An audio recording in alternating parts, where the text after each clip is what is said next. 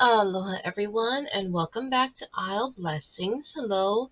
If my voice sounds a little different, it's just because I have woken up not too long ago, and let's just say it's just been a continuous week. So, what we're going to do is a little bit different today. We're just going to slow down with some morning tea time. So, what we're going to be looking at today, it's still going to be a part of the love and romance series. But today it's going to be what's the tea on this connection? Now, we have four options over here. I'm personally a black tea person, but I'm very open to a lot of teas. So we have over here, we have an herbal tea. It's called Hawaiian lei. Haha, Hawaiian lei. And then up here we have a pumpkin cheesecake puer tea. We also have, it's a little bit over here, but it is oolong. It's a reserve tea, so I really don't want to use too much of it, and it is so good. It is so buttery, and it's so good. And then over here we have an Earl Grey Creme tea. So feel free to have a look at these teas. Maybe imagine what they smell like, because this room smells divine. But if tea is not really your thing to choose from, we do have options over here. And sorry about the meowing. We have over here a pink tourmaline piece, and we also have over here a ruby stillbite, and we also have over here a Danburite piece. And then we also have here, excuse me, is a Kyanite with ruby palm stone. Okay, so as to which one is what pile. So since I went in this direction, we're just going to go in the opposite clockwise direction, the counterclockwise, excuse me. So pile one is the pink tourmaline. Looks like bacon. Pile two is going to be this ruby and stillbite. Lots of ruby on this one. And then the Danburite is going to be pile three. And then the palm stone, the ruby and kyanite, is going to be pile four. So feel free to pull up your own tea, your own drink, maybe coffee is more your thing, because I love coffee. And I will see you here in your readings. Okay, pile one. Hello there, aloha. And if you have chosen this, you have chosen the pink tourmaline.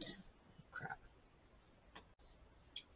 Sorry for that pause. I had to sneeze. So yes, if you have chosen this pink tourmaline, this one is for you. So I've already have my cup warming up. Just gonna pour a little bit more water, and then we're gonna get this reading started. Put you in here. Might be a little bit too cold for the oolong tea because it actually has to be at a specific temperature. But anyway, we'll just wait for it to open up, and then we will, in the meantime, see what kind of messages we can get. Actually, I'm just going to take this away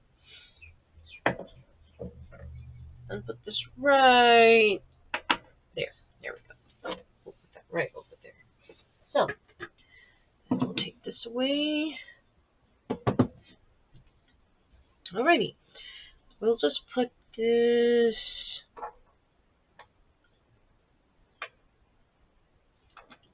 you right here. Stay. Okay. So we are going to be looking at who you might possibly be and who the other person of interest possibly is. Now, this is again going to be more in the romance series, but if it doesn't resonate as romantic, that's fine too. We all have connections. Sometimes we're like, what the heck is going on here? What the hell is going on here with this type of connection? So we're going to be looking at the left side and the right side. Take it whichever one that resonates, but because there is a connection here, that usually means that it's going to be a little bit of a mirror action going on. So you might see a little bit on this side, or you might see a little bit on that side, and vice versa. So we have over here, reflection. Reflection or the Hermit. Major Arcana. There's a light glaring over there. And then we also have Ace of Flames as the other person, the other party. So the reflection is going to be clarified by prosperity and freedom. Might have to overlap this actually, because these cards, this card is just big, very big. And then also financial constraints for this person right over here. For this one, they are clarified with trust. You can get a little bit of a closer look. So trust seems to be quite a bit of a confidence person here on the right side. And then we also have the Sun. So we have plenty of things going on for this person here already. So what I'm getting so far is that the person over here on the left side, definitely more into themselves and withdrawn from the world. Actually, let's just bring this out, actually. Let's bring this out. Come here. Definitely withdrawn from the world. And reflection, or the Hermit, is of course the Major Arcana, which is a very powerful card. So there's a lot of growth over here. There's a lot of darkness. There's one light, the one power, the one shine flame within their darkness. So they're definitely more into themselves, and we have a Tower in the backside.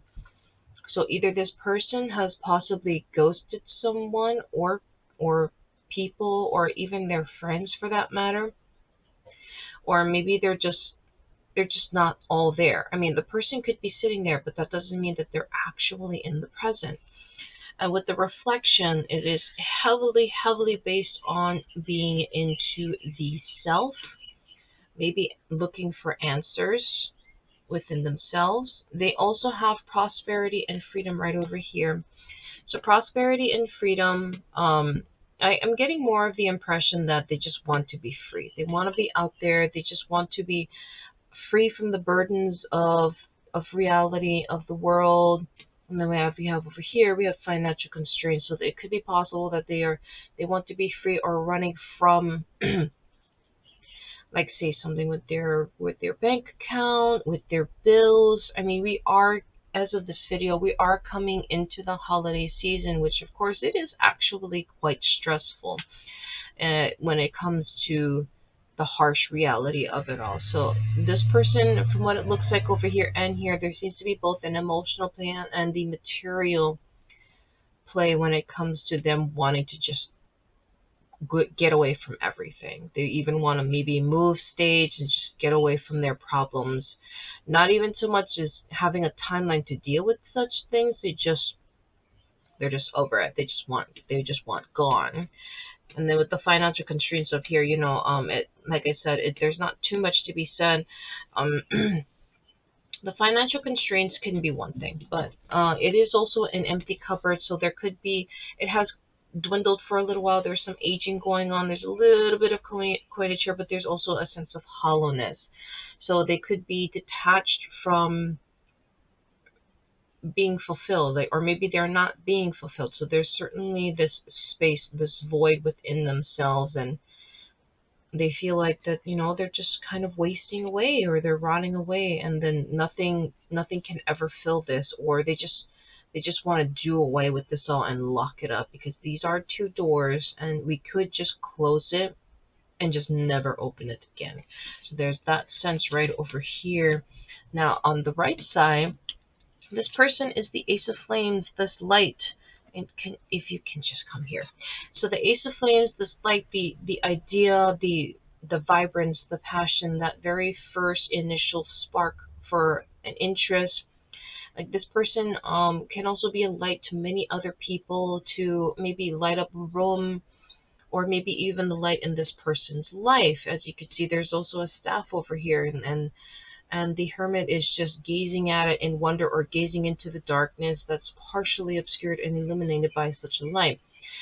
So we have this over here and a lot of this radiance, a lot of backgrounds with oranges, reds. So definitely in the physical, the material, maybe possibly manifesting for that matter, because the Ace of Flames or the Ace of Wands definitely is also about traveling and manifesting, or getting things done. Um, so this one seems to be a lot more secure in themselves, as you can see with trust.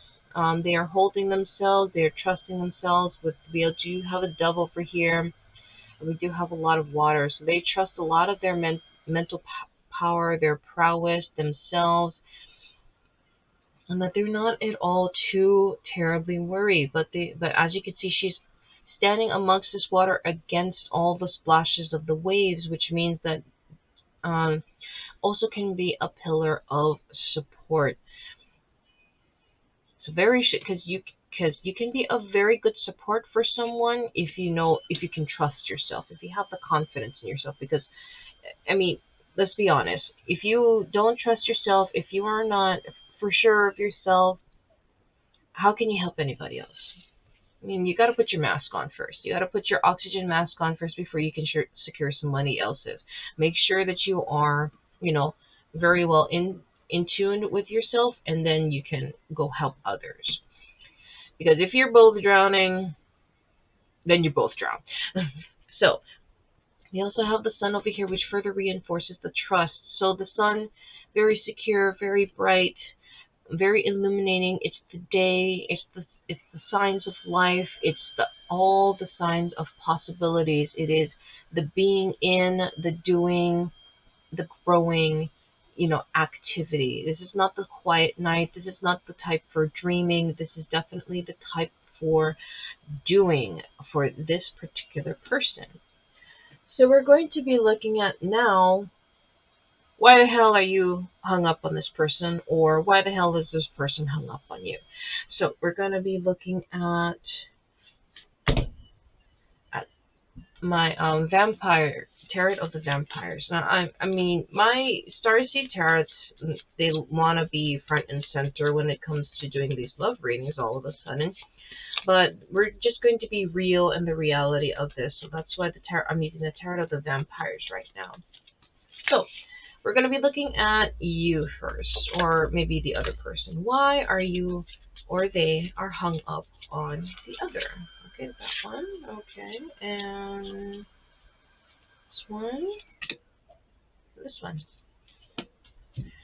I'm going to actually take a sip of this first. Oh, I miss this. I miss this tea. This is a very expensive tea, so I really, really try not to drink it too much. So since this one came out first, we have the Prince of Scepters. Let's just put that right there. And then we also have the Daughter of Scepters. It definitely looks like the person on the right side is coming out a lot. Really, in these two. And then we have the Eight of Knives. And we also have the Devil. Okay.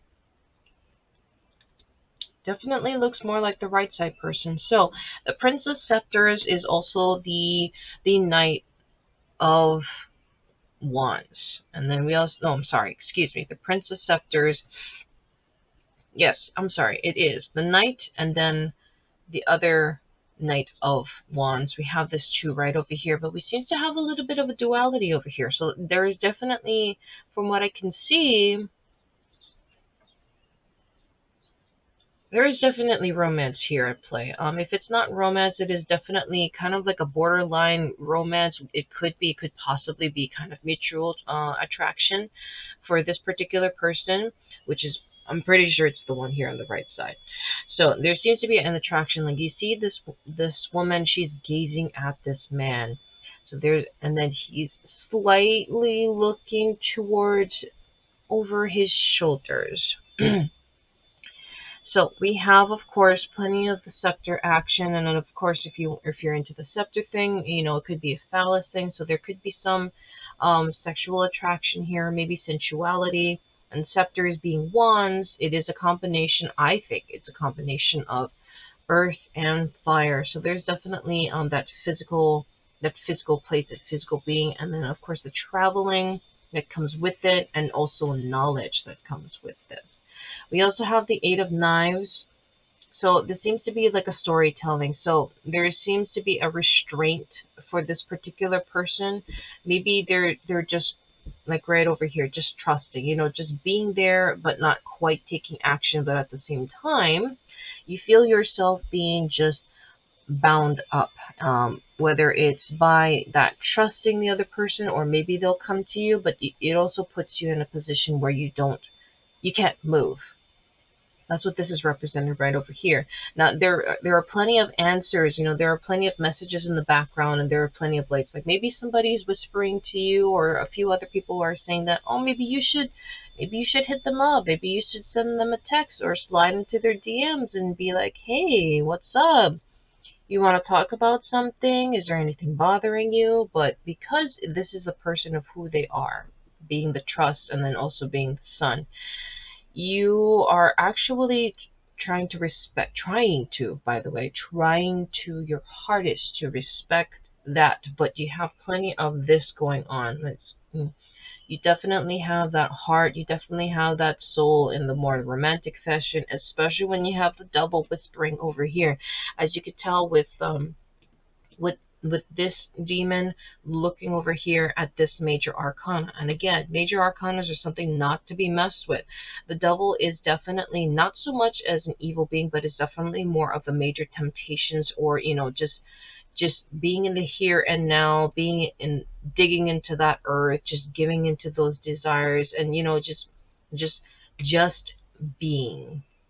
It's not so much as like evil temptations and whatnot. Let's just be clear about that. We didn't get to the part whether or not this connection is poison, or if it's a cure, or if it's, if it has any dangers. This is just something that you just feel so tempted to just go ahead and do it. To just go ahead. Just go ahead and talk to them. Go ahead. Just show up all of a sudden and be like, yoo-hoo! Maybe even get all decked out, get your glam on, take everything and just go. That's what this is whispering right over here. So the reason why that this person is getting hung up is just because of all of this. There's a lot of attraction for this particular person. I'm not saying man or woman. Everybody is just, you take it as it is. Whether who you are is going to be who you are. The fact is just that there is an attraction, a heavy attraction right over here. And then, of course, all this combining. So we will also look at the other person as, are they hung up on you? Or, what else could be their thoughts? Okay, this one.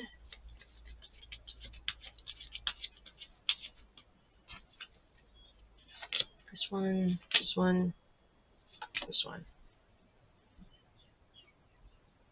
You want it this way? Okay, you want it the other way. Okay. Okay, so we have the Three of Knives. Okay, immediately I'm already feeling heartbreak. There seems to be, and it's not so much as a heartbreak when it comes to relationships. It could be a heartbreak on anything. Like there could be a death in the family, or maybe a friend has withdrawn, or maybe they were passed up on a promotion at work, or something has happened to their job, or in their schools, or, excuse me while I sip selfishly. Or there is just a breakdown in communication. Whether or not they're in a relationship with somebody else, or maybe there was a breakup, we're not sure. But there is definitely a lot of major heartbreak. Now, up right side up, the Three of Knives is traditionally the heart that is pierced by three swords.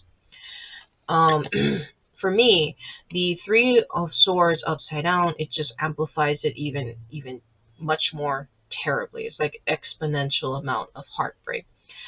This person is not listening. This person, again, is withdrawn from the world. This person just wants to be free. As you can see that this vampiress has stabbed the rose, and so the rose could also be the stabbing of the heart, stabbing of the spirit. And then with it upside down, there seems to be a lot of listlessness I'm getting from this card. They just a lot of I just don't care anymore kind of thing. That's what this is represented right over here.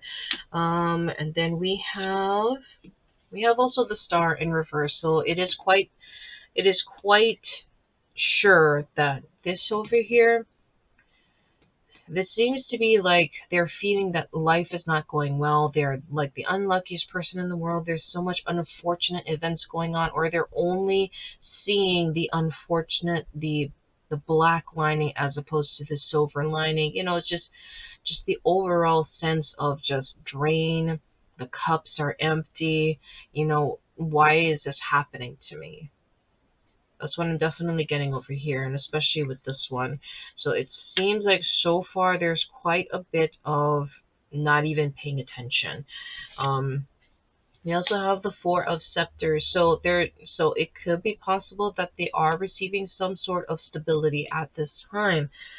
Whether it is through like their job, or whether it's external factors, or maybe they're withdrawing into their safe space or their sacred space where they feel pretty much secure, their safe zone, comfort zone. That's what this is speaking of right over here. But there's still definitely a lot of introspect going on, and the Four Scepters um, is about balance. But it's also about stillness. It's also about static. And then we also have the Hanged Man. So definitely what it seems like is that they don't see this other person. They are not they're not being hung up on anybody in particular, or even a concept for that matter. That's just unfortunately their state of mind at the moment, and they just cannot see. So the Hanged Man usually just means in the upright position that it feels like they're just getting a new perspective. As we usually see with the traditional of the Hanging Man. But for this one in particular, it feels like that they are just being bled out. There is just nothing. They feel cold. They feel just empty inside. So that's what this is represented over here. And it being the Hanged Man, it's a lot of their spirit.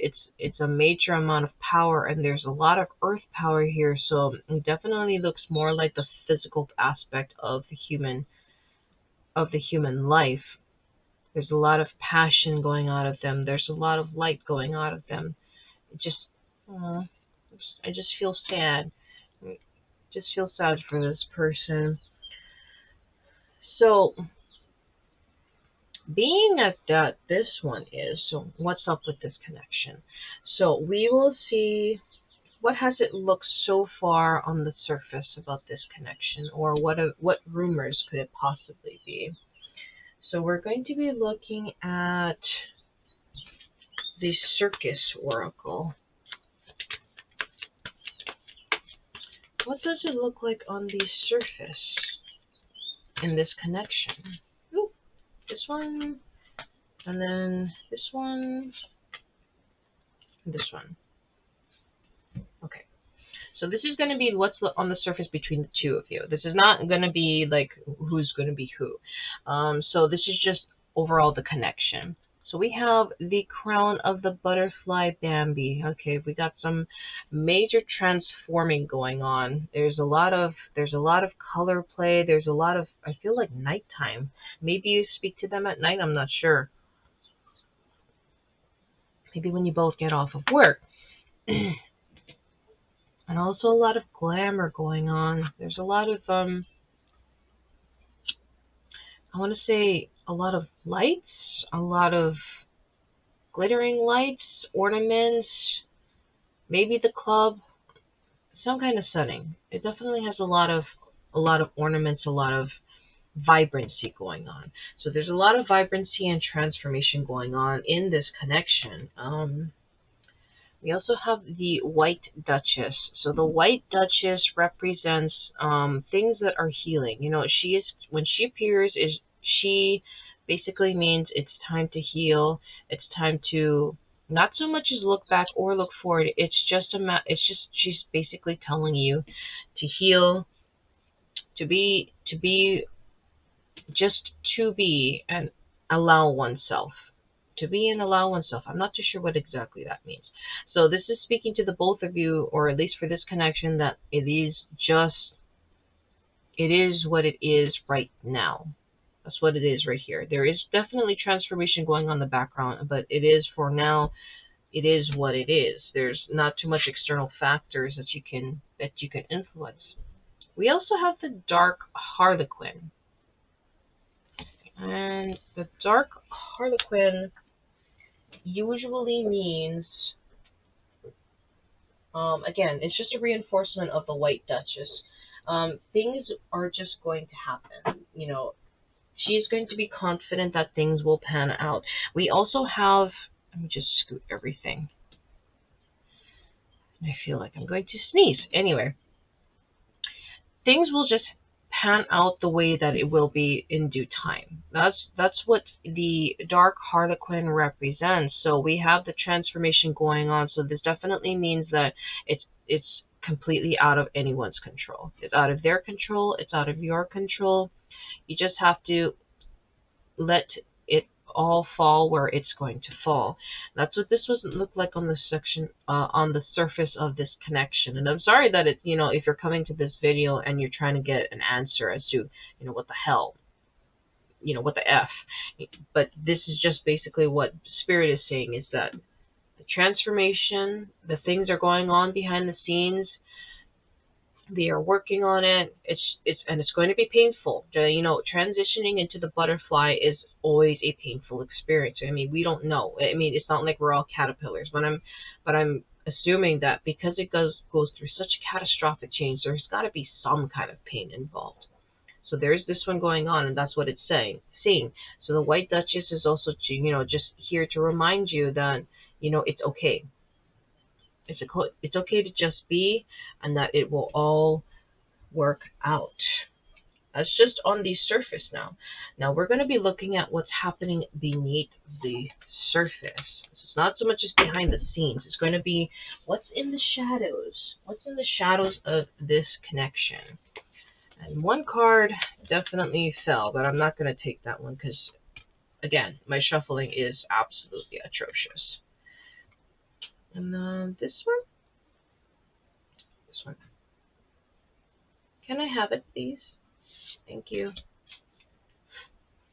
Okay, so we have fate.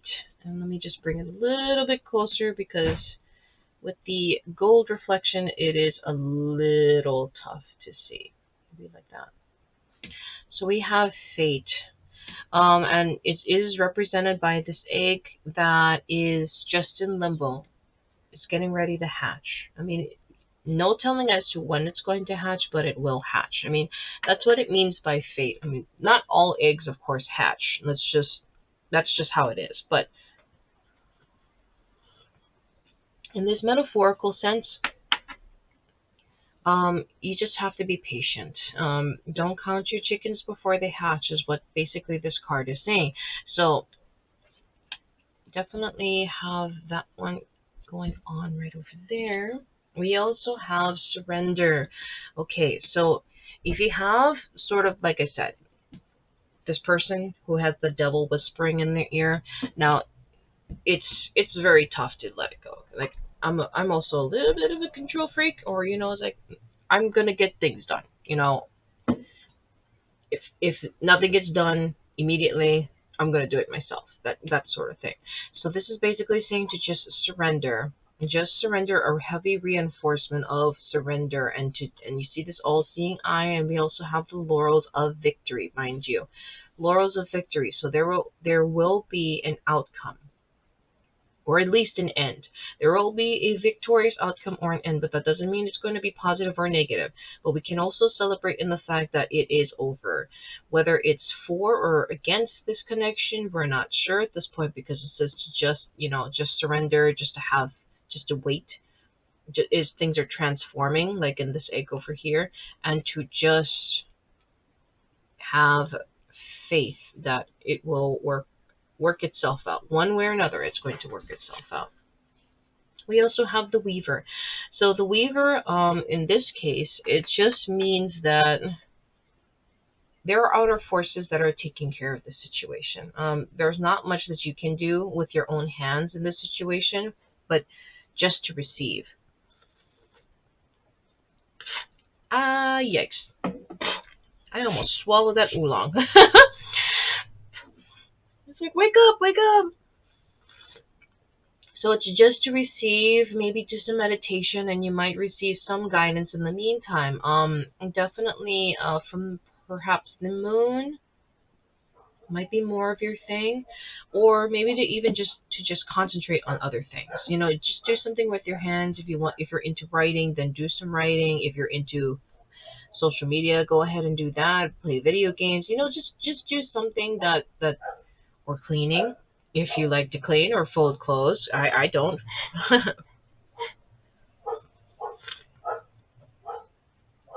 I'm just gonna swallow that. But yeah, to just be, just to concentrate on you, just work on a project, because there's really nothing that you can do when it comes to the situation. And if this person that if you are this person on the right side and you're waiting for this person, there's nothing, there's really nothing that you can say. There's nothing more that you can say, but just offer, because this person does know. They're just not going to come yet, if they are going to come. So we're going to be looking at what's stopping this, or what's starting this connection, because we all come back to it. When things are not resolved, we just have a way of circling back around and be like, hello, can I have some closure here? Or, what else could I have possibly done? Now, on the other hand, what is stopping this connection? You'd be like, hey, what the hell, man? What's going on here? Everything was going so well. Everything was going so good. What just happened? What the frick did I just get hit with? So we're going to be looking at what is stopping this, or what is starting this connection. So we have Aquarius. Okay, so Aquarius, it is represented in this card with the number 11. So there's and then of course right over here, as represented by the card, we have two sides. So we have what it seems like two separate beings, but they are connected by one particular being who is receiving or expelling messages for the divine and the beyond. We have over here in the core, it is a fiery core. There's just a passion or a soul or a vibrancy that's going on. So this is quite possible that this connection has happened because it is for transforming. You might be circling back to it because you're not done yet, unfortunately, or they're not done yet. So we just go round and round, back and forth, And then with Aquarius, I know, is an air sign, but it is represented by two fishes, so I honestly think it's still a combination of water and air signs, or at least it is more of the receptive air sign, if you want to put it that way. So there's definitely that going on. There seems to be a bit of a duality going round and round, because the Aquarius, again, is represented by two fishes. Two fishes facing opposite.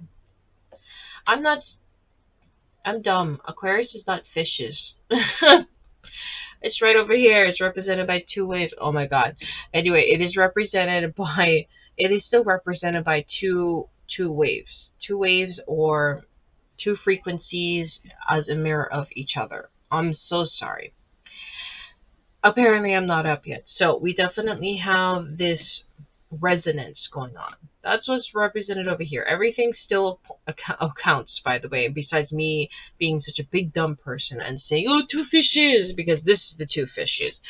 These are the two fishes for Pisces. So we definitely have a lot of dream state going on as in this one, maybe some fantasizing, it could be or it couldn't be, just a lot of introspection going into their heads for this connection. So the reason why you keep going back to this is just because something, it's very stimulating in the mind to think about. I mean, I know what that feels like. I have a particular one that I keep just going back to and be like, what the hell? Excuse me. Why am I thinking about this? But yet this is fun at the same time. I don't know, some kind of masochist way, I suppose. We also have Jupiter. So Jupiter is also the planet of mega expansion. I mean, you see how big it is. It is huge. So with this one, Jupiter is transformative, fortune, wisdom, learning, all that jazz, and a whole lot of more than a bag of chips. So it is. So this connection in particular has been very beneficial. That's what I'm trying to say. Has been very beneficial. So clearly this connection kind of has a go stop thing from what I can see right over here. And it is initiated by both by you and this person. And it's something that is unfortunately not being said. It seems that from what it looks like so far, you two are definitely in separation, or maybe you have broken up if you were in this connection together. And it's a go stop, and wow. Let me just get some more tea. Just a lot of go stop action, and surprisingly, it doesn't feel like that you are getting fed up with it, or they're not getting fed up with it. That's the overall impression that I'm getting. So what we're going to be looking at now is, are you even compatible? That's a very good question. Because just because you have this connection, you share this connection, that doesn't mean that you both are compatible, or you are compatible in the very long run, even though it doesn't look like it, or if it does look like it. So that's what we're going to be looking at right now. Are you two even compatible with each other? But from what it looks like, yeah, you are. So that one, okay, that one, and that one. I better drink this tea fast. My water's getting cold. Let's see. So we have the Mabon, shining hope and future. Okay, so definitely got we definitely have some mirror play when it comes to the future and for a lot of hope. So you two definitely have a whole lot going for each other. Oh, excuse me. So you definitely have a whole lot going on for each other, and you are definitely both the shining, the hope, and the future. But again, just because that looks good, it might be too much of one thing. Like either one of you could look at the other person and kind of put them up on a pedestal. That's what this card also represents. Now remember, there are also dualities within everything. So we have the light and we also have the shadow. So this one over here definitely has both the light and the shadow. With it being maybe it's too shiny or too hopeful, and then it just doesn't pan out, like this one right over here. Everything is not really panning out, so you're like, what the hell? What the F? What the frick? That's what this card represents. We also have the solitary, dedication, self-love, and focus. So for the other person, this one definitely it seems to be represented heavily by this card, but it could also be you as well, depending which one you are. There's a lot of focus on other things. Sometimes it's too focused on this future, and there's also a lot of self-love, though, and that's a good thing. There's always self-love. It's not a selfish love. It's a self-love. So there seems to be a good grasp on who you are, your own image as a person. I mean, you might even be more mature.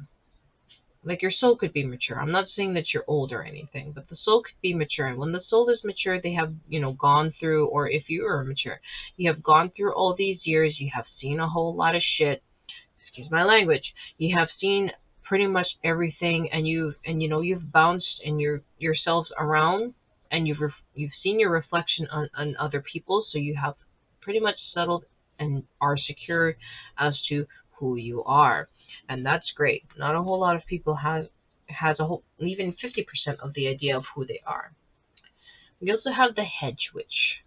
Herb, wisdom, secrets, and hidden lore. So there seems to be possibly some whispers or rumors of things going on around this connection.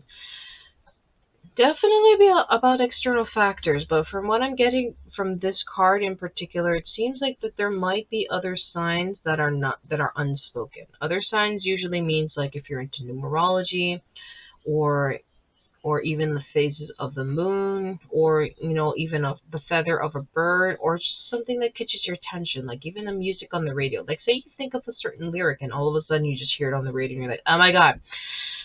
There is definitely that going on right over here. So whether it's good or bad, it remains to be said. Like sometimes, like say you hear a song and it triggers an emotional response or an emotional memory. Like it could be a good memory or it could be a bad memory. So this one is kind of a neutral card. Is the fact is that this one is just a trigger for such messages or such feelings or such thoughts. Sometimes you can get too caught up in either the light side or the dark side. Like, oh my God, we felt something that night, or oh my God, I can't stop thinking about this person. I feel like I'm going to die without this person, or oh my God, I feel these tears coming on. That's what this is right over here. So there seems to be quite a bit of a compatibility going on there. There seems to be other forces definitely at work here. But it definitely seems like that this is a very favorable connection. Um, so if we're going to be looking at poison or cure, this is also, by the way, the downsides in the future should you two get together. Again, too much being on a pedestal or too focused on oneself, and then of course, getting too caught up in the signs that the universe kind of throws at you. That's the downside also in this connection.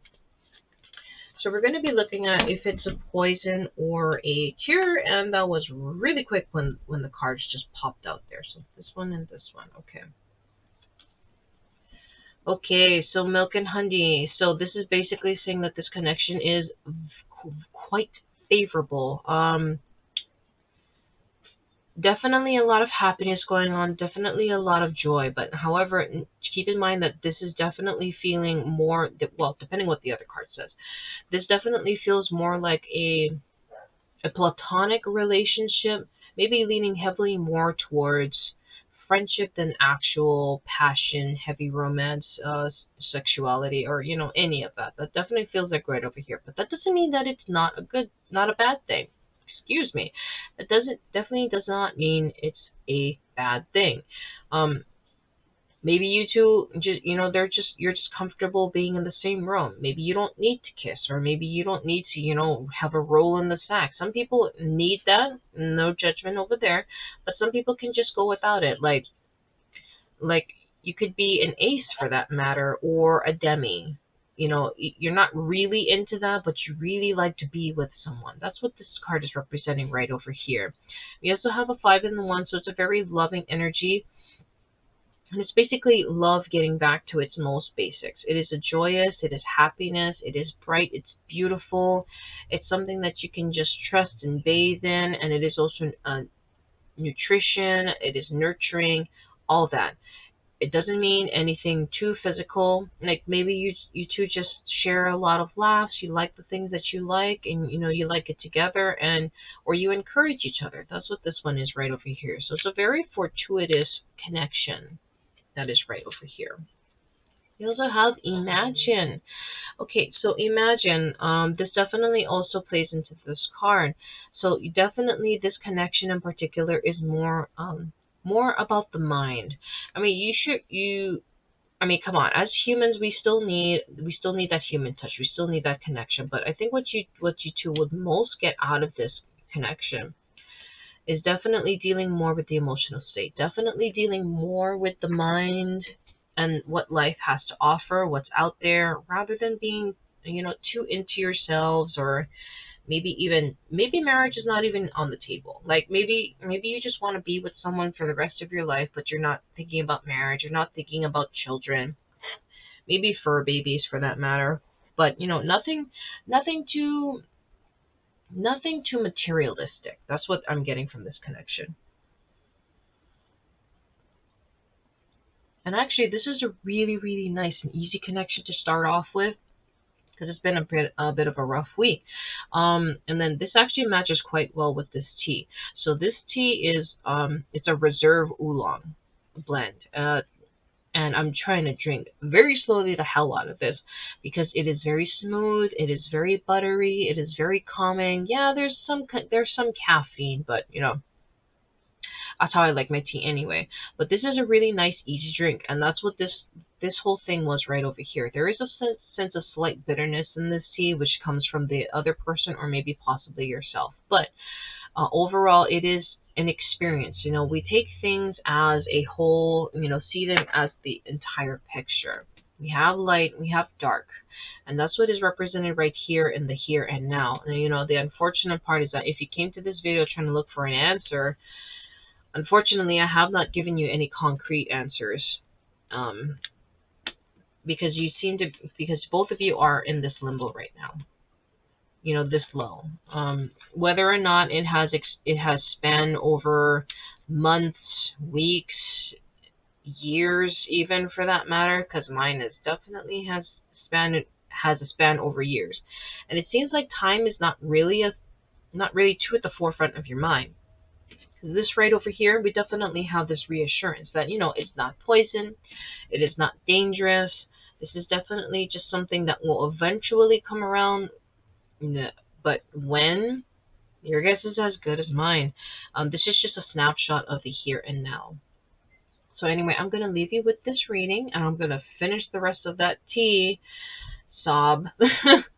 And then you have a good rest of your day, and you finish whatever tea or whatever drink that you had, and you hope you have a good rest of your week, and I will see you later. Take care. Aloha pile 2. If you have chosen this ruby and Stillbite, this reading will be for you as soon as I can put this tea in there. Yay, my black tea. I love black tea. I'm not too particularly fond of Earl Grey. I just have a thing when it comes to herbs. I don't know why. Such as, well, bergamot is not exactly an herb. It's actually the rind of a fruit, the oils of a fruit. But I also am not too particularly fond of them when it has lavender in it. And that's just me. I mean, and no offense to people who like it. It's just I kind of like mine a little bit more on the plain side. I mean, I even like my coffee black.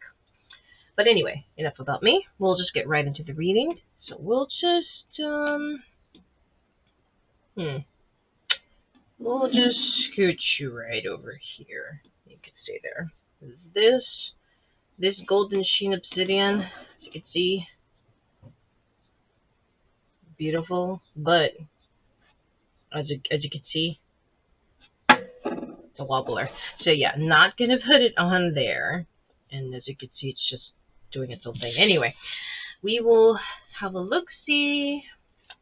So person on the left and the person on the right, take whichever side that you would like. But since it is a connection, don't be surprised that if there's going to be some mirror action going on. I mean, that's the reason why we form connections most of the time with people, is because there seems to be a little bit of us and a little bit of them in each other. So anyway, person on the left is going to be represented by the Sage of Chalices.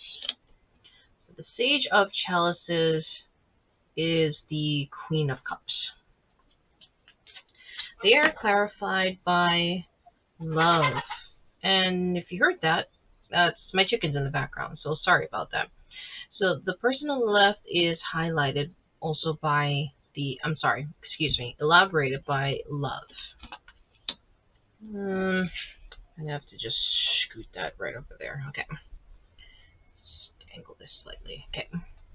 They are also clarified as well by the world. Okay, so we definitely have a very mature energy on this side, and not too much of a childlike quality, as you can see over here. But there definitely is a sense of wonderment for this person, as well as in awe of the world in a different perspective, whether introverted or, you know, traveling. But yes, definitely a lot of nature theme, a lot of water theme going on for this particular person, but they are also emotionally mature. So the one on the right side can just have everything. We have Two of Flames or the Two of Wands. So already we have a little bit of a gateway action here. I like to say action a lot. I'm starting to find out. But yes, we have two flames. We have the two aces or the two passions, two ideas, or a relationship. Maybe even twin flames if you're into that. And then we also have the world in the background. So we definitely have some harmony going on for this particular person, whether it's secured with a relationship in themselves, or at peace, or balance, a sense of balance. Because the two also is a mediator number. We also have forgiveness. Now, definitely, it seems like for forgiveness, it seems like that this card is representing the Two of Flames, is supporting this Two of Flames. Like this person is currently as the Two of Flames because there is forgiveness. Forgiveness not really for somebody else, it might be, but also forgiveness for themselves, which also brings them into a sense of balance. Because hey, we all deserve to forgive ourselves for our transgressions once in a while. It's not all about self-deprecation and just being an all-around masochist. That is not good for our well-being. And if I can just say, okay, they are also they are elaborated by storm warning. Okay, so it is possible that this person is slowly coming out or has gone through life with a lot of stormy conditions, a lot of chaos, a lot of hurt, a lot of devastation. With all this water over here, there's probably even emotional manipulation or mental manipulation. And then a city that was destroyed. So there's definitely quite a few scars that this person has gone through, and with all this this chaos, all this horror going on. It's not currently. This feels more like, I mean, a little bit of it does come up every once in a while, which is why this card is right over here. A little bit of this comes up every once in a while. I mean, it's just part of trauma. It's just part of the scars. I mean, just because the scars heal over, that doesn't mean that they don't disappear. That's what this card is representing right over here. Okay. There. Okay. So, what we're going to be looking at is, why the hell are you hung up on this person? Because we all want to ask that question. I mean, let's just be honest. That's the reason why you folks are here. I'm not going to say you guys, you folks. You folks are here, and as much as I want to take a sip of that, I want it stronger. I like my black teas on the strong side. Sometimes I like it. Wow. This is what happens when I chat too much about myself. Okay. I usually like to make it as strong as possible because sometimes I'm just in the mood for milk tea. And for milk tea, I like mine black. My black tea milk tea. So yummy. So anyway, we're going to be looking at, why are you hung up on this person? Why the hell are you hung up on this person? Okay, that one, and this one, and this one, and this. Okay, I guess you're getting 5 cards. Okay. I'm just going to take a sip.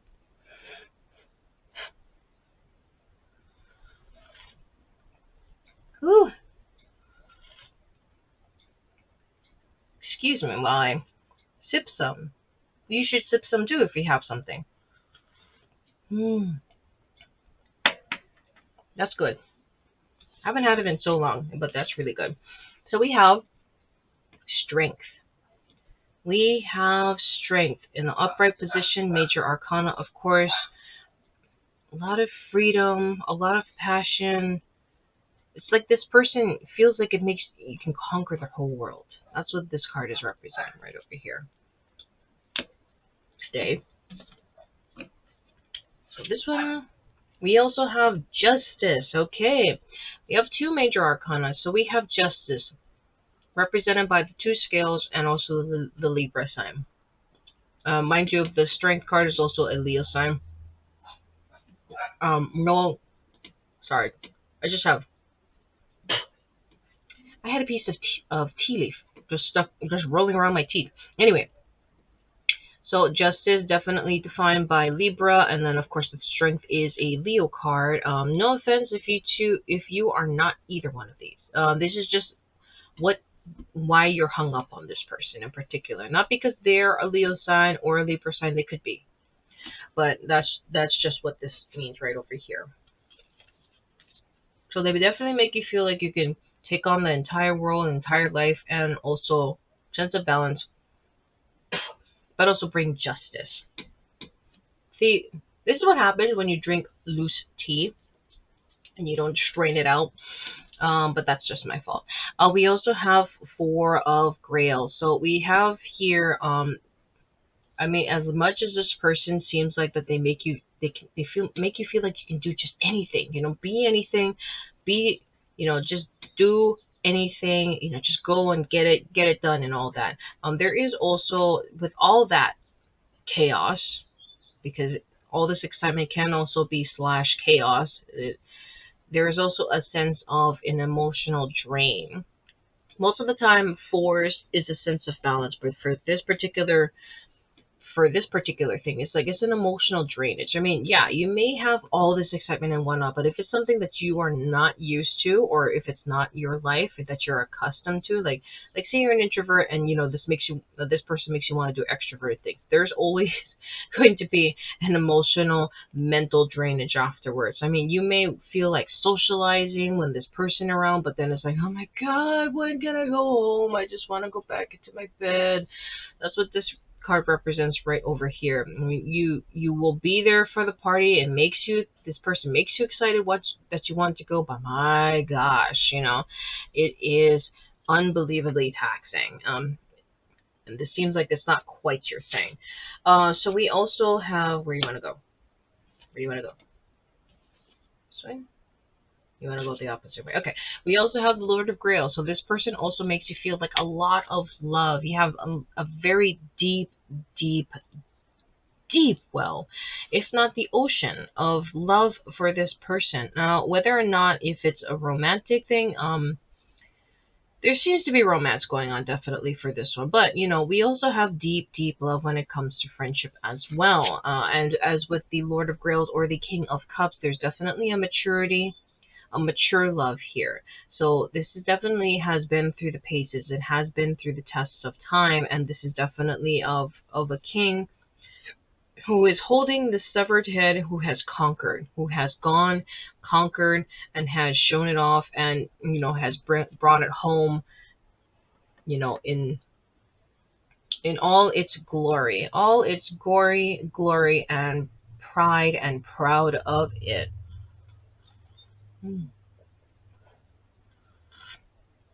That's what this card represents right here. So this relationship has definitely gone through the test of time and overcome quite a bit in order for it to have that crown. I'm not going to really move this over here just because there's a light glaring over here. We also have Nine of Knives. So this person not only makes you feel excited, but also has definitely helped you hone your skills.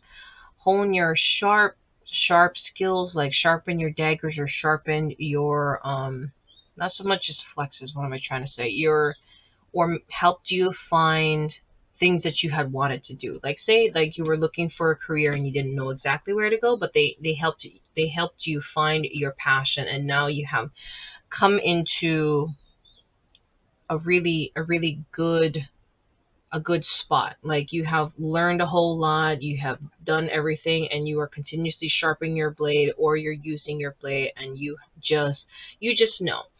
Yeah, you're showing all that knowledge off. And we also have Mars over here, represented on this Ace of Knives right over here. And as you can see, she is beautiful. She is observant. She is almost like a predator for that matter. Now, predator, the way they survive is, they get better at what they do. That's what this card is representing right over here. So this person has made you feel like you can just be better, or if not, you might be better than anybody else. That's what what makes you this person makes you feel in this relationship. But again, it is an emotional draining process. So we're going to be looking at, are they hung up on you? You know, do they have something that they might want to discuss here? Oh, okay. Or what is it that you have done for them? You know, okay. I guess this person is also going to be having a fifth card. Okay, so we have this one, this one. Okay, so we have Three of Scepters. So there's a lot of joy. I mean, there's a sense of easement. There's a sense of accomplishment actually in this connection when they are with you or when they view this connection. Now, the Three of Scepters or the Three of Wands can also be a business card. So this could be a sign that the business is going well. Like say if you have a partnership or if you're working on them with something, that's what this card represents over here. You know, everything is going well. This is a very favorable and benefit for both of you. And that there's also the sun represented over here in the sail. So it seems like things are definitely ticking off. Both in this relationship, the business relationship, or a project relationship, or you know, all those things. That's what this is represented right over here for this particular person. Okay, stay. Okay. We also have the Daughter of Knives. So the Daughter of Knives is definitely kind of a play off of the Nine of Knives over here. So the Daughter of Knives is like the Page of Knives. So they have definitely been in this business, or they've definitely been through life a little bit longer than this particular person over here, because they have gone through Ace 1, 2, 3, 4, 5, the burden of 10, and you know all that, and they have overcome the absolute harsh number 10 when it comes to the knives or the swords. This is the aftermath. So definitely hard battle, hard won. Do not mess with this person. They know their shit. That's what this card represents right over here. And then, so this person has definitely shown, obviously, this person the ropes. So that's what this card is represented right over here. Definitely feeling a lot of the logicality of the business side of this such a relationship. So it seems like that there's maybe some love going on in this connection, not so much as romance. I'm not getting at the moment, but you know, we have yet to be seen. That has yet to be said. We also have the Fool. Wow. Okay, so this person definitely feels more like of the mentor, or you know, they have a lot of resources. They've been around the block, and like say they have a music studio. You know, you're just starting out and you just have like maybe a microphone or two, but this person has a whole arsenal at their calling, which is represented by the Fool. So the Fool is a combination of the four elements, the cups, the wands, the swords, and the pentacles. So got all that going on for this person. But as the Fool, you know, they're not afraid. They're just out there. They're just going to go ahead and do it. In the traditional tarot of the Fool, he's just about to take a step over the cliff. Like, you know, it's just doing it. You know, just go ahead and do it and not have to think too much about it. But you definitely have a whole lot of things going for you.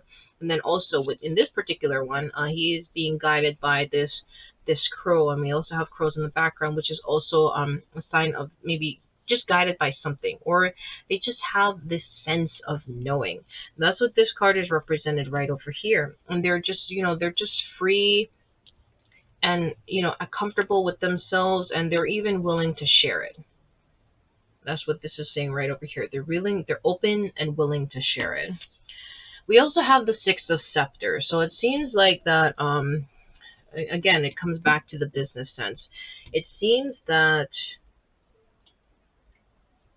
they have gone through some conflict. You know, it always just comes with the territory of a business. There's always going to be conflict. So this is after the Five of Wands, but since it is in reverse, it seems like this is kind of an ongoing process of. So six is usually like like the surefire. Six is that one person who holds the ultimate staff and has everybody listen to them. But since it is on the reverse, it seems like that they are met with a lot of blockages, with other people having different opinions. It's not so much more as to you. It's probably just other people that he or she is working with. So there's a lot of opposition to. There's just a lot of dominance in the workplace. It's like, too much chefs in the kitchen. That's what this card represents. So they also bring the wisdom that is, someone who is always in battle, always with that passion. With the wands, it's represented by the stave, which is earth energy, but I still think it is a fire energy as well. So it's just a fallacy, and then of course the passion, because we have this vampire. He's clutching to the Ace of Scepters. We also have Ten of Grails, so there is a lot of emotional fulfillment between the two. Well, this person sees an emotional fulfillment between the two, but the Ten of Grails can also be represented as just a fulfillment overall, whether it's materialistic, whether it's maybe physical, if this relationship is physical. Props to you if that's the case. It could be mental as well, or ideas, or with the project, with all this business prospects going on, or maybe this relationship has been very resourceful, like a wellspring. That is represented here in this card. As you can see, she's this vampiress is in rapture after she has drunken from that hard-worn Ace of Cups. We also have her having the moon around her neck. So this also speaks to a lot of, not so much as fantasy, but a lot of dreamlike, a lot of stillness, a lot of receptivity and planning. There is also Pisces represented on this cup. I know it's a little tough to see, and also Mars. So we have some Pisces energy, which is the duality, air sign, a lot of logicality and information going on. But we also have the Mars energy, in which it is the go-getter, it is the dominance, it is the yang, it is the fire. Yeah, and don't mess with, of course. So very, very good. This person has definitely viewed this relationship in a very, very good light with you. Excuse me while I keep sipping away. So we're gonna look at what has it looked like so far on the surface. Kind of like, the first glance, or maybe what other people see in this connection. It's just kind of like a public front, so to speak. So, or if there's like supposed rumors going on. So we have this one, and this one. Okay. So what does it look like on the surface? We have meant for you. Okay. Very, very reassuring. This seems like, again, this speaks to a lot of honing one's skills, because as you can see, we have a performer. We have a performer who's performing in front of a crowd, or in the big circus. Sorry, because this is the Circus Oracle deck. The only way that someone can perform in front of people is if she has practiced a lot. If he or she has gone back to the books, if he or she has taken classes. That's the only reason why that they are allowed to perform out in public, is because they have gone through all of that. And then this is being represented right over here. She is confident. She is swirling her flute. So music could also be a big thing. And then also a lot of ribbons, because very, very complicated choreography. And that's what this card is being represented right over here. So on the public front, definitely very, very favorable. Got a lot of maturity going on, got a lot of joy, has a lot of happiness and a lot of comfort. We also have Supernova. Very, very, very beautiful card. So whenever this one comes up, it makes me ecstatic. And there's also a number 8 as well represented here, which is the business sign. Which is the business number, as well as the infinity sign. Everything goes up, must come down, but it all keeps back coming round and round. That's what is being represented over here. And with Supernova, as you can see, She is very well dressed. She is voluptuous. She is composed. She is here. She is the queen. She is the star. And the supernova is, of course, is when a star, just has its one last spectacular burst. Not saying that this is the end of the relationship, but just saying that there is just a massive amount of wonder, a lot of sparkles, a lot of rainbow, a lot of power. A lot of power that's being driven behind this. And then, of course, she is wearing the supernova. So she is owning. She has this power. And she is not afraid to flaunt it, but also flaunt it in a way that, it is just as it is. Like, you cannot mess with this. I am not bragging about it, but I am going to show the entire world about it. So this is also a very, very favorable card when it comes to at least what this connection looks like. Slay. I can't believe I said it like that. We also have the Duke of Shadows. So definitely a whole lot of rumors going on. I mean, obviously, this whole relationship seems to be going very, very well, or what it looks like it's going very, very well.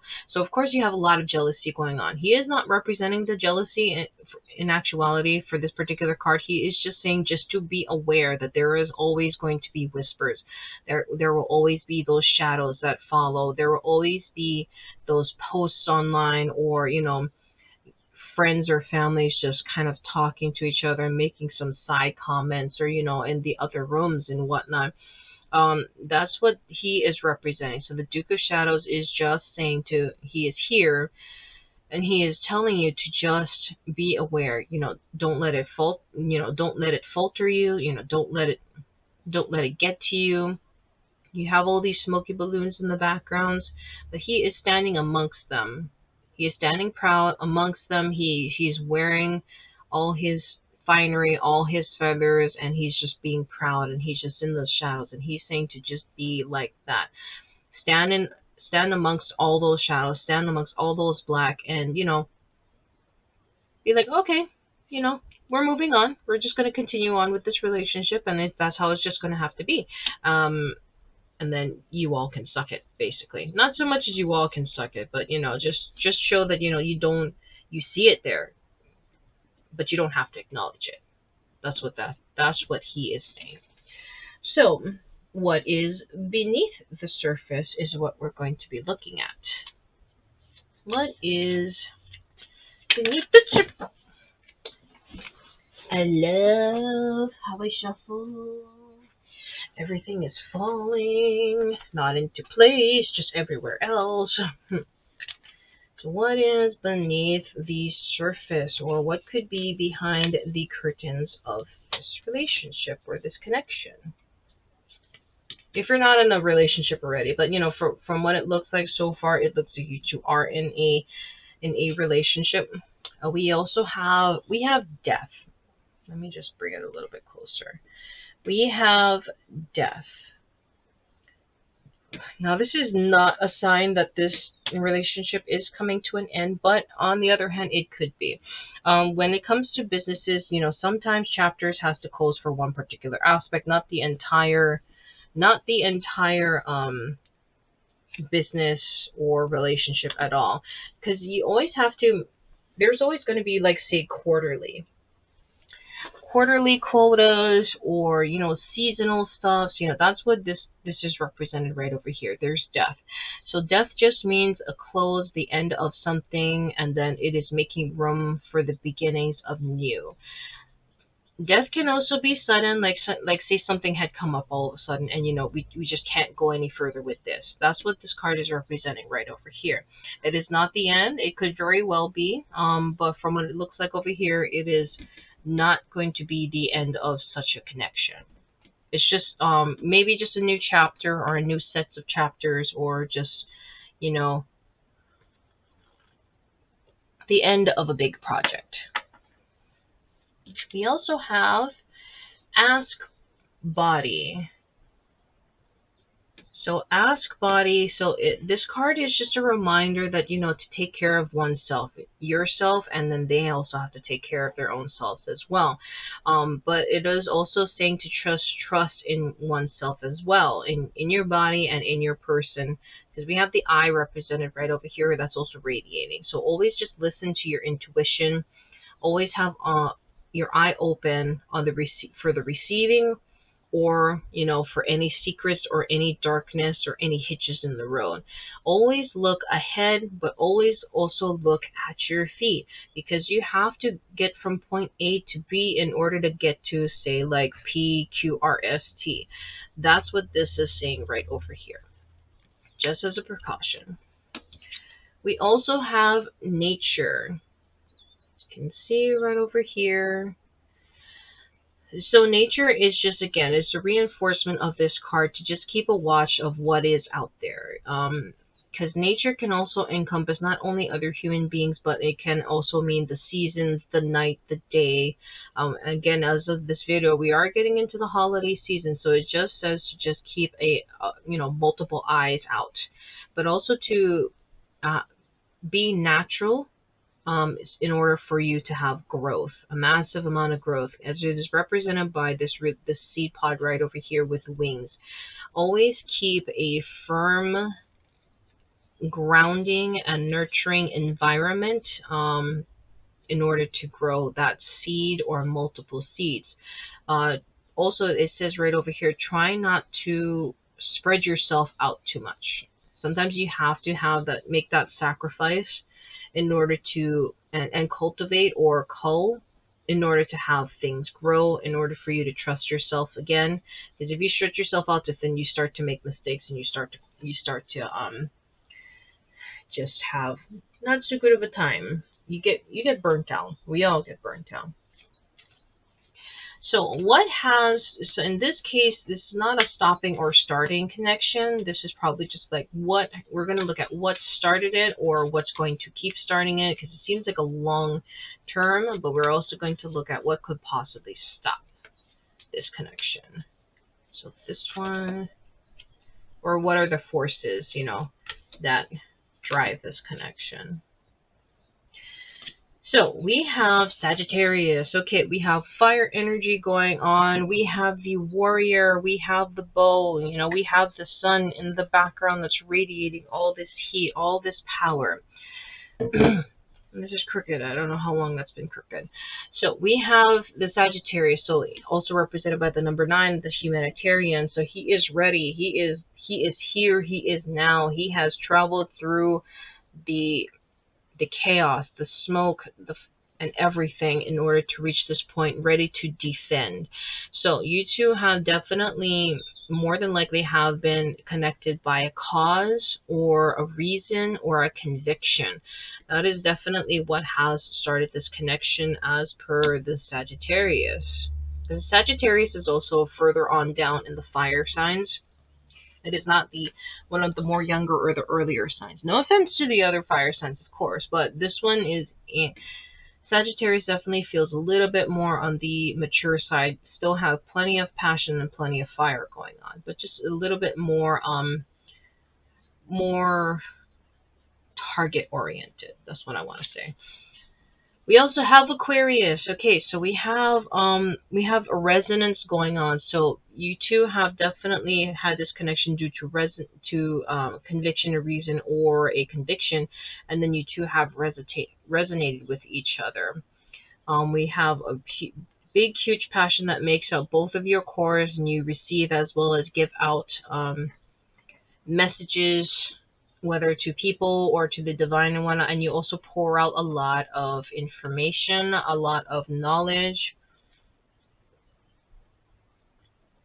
like the forces of water. It just pours out. There is really nothing that can stop water. You can try and dam it up, you can try and dry it up, but water will always reign supreme. I mean, come on, even just a few inches of water, like maybe 3 or 4 inches of water, can carry a car. You two are just a force that cannot be stopped once you have joined up and resonated. Come on, scooch, scooch, scooch-ish. There we go. We also have Pisces. This one is coming up a lot. I mean, it kind of comes in line with the connection. But anyway, so we have Pisces, the two fish, a lot of dream, a lot of planning, a lot of fantasizing going on, but also a lot of receptivity with each other. Because this connection also goes so well, it's because you two are just on the same frequency, the same level. Not only that, but since these two are air signs, there's a lot of a lot of level-headedness going on. It's not too much stubborn energy. There's a lot of air quality, logicality, and you tend to put things a lot into perspectives and you look at it in a subjective manner first and foremost. But since there is the two fishes represented over here as well as water, over here in the Aquarius, I know they're two air signs. They're roughly two air signs. Yeah, let me just get away from being dumb and just listen. Just listen. So we have definitely some water being represented over here. So there's definitely an emotional mental state going on as well, and they're both very, very favorable. One day I will have somebody screaming at me about my knowledge of zodiac signs. Okay. Not that you guys probably won't scream in the comments at me anyway, but this is my show, so there. So we will look at, are we even compatible? But I mean, that's kind of a moot question considering that what I have read so far. But we'll just continue on and we'll have a look at this. So we have astral, love, fire, sensuality, and fertility. So we have lots of life going on, a lot of flowers, a lot of seasons, but a lot of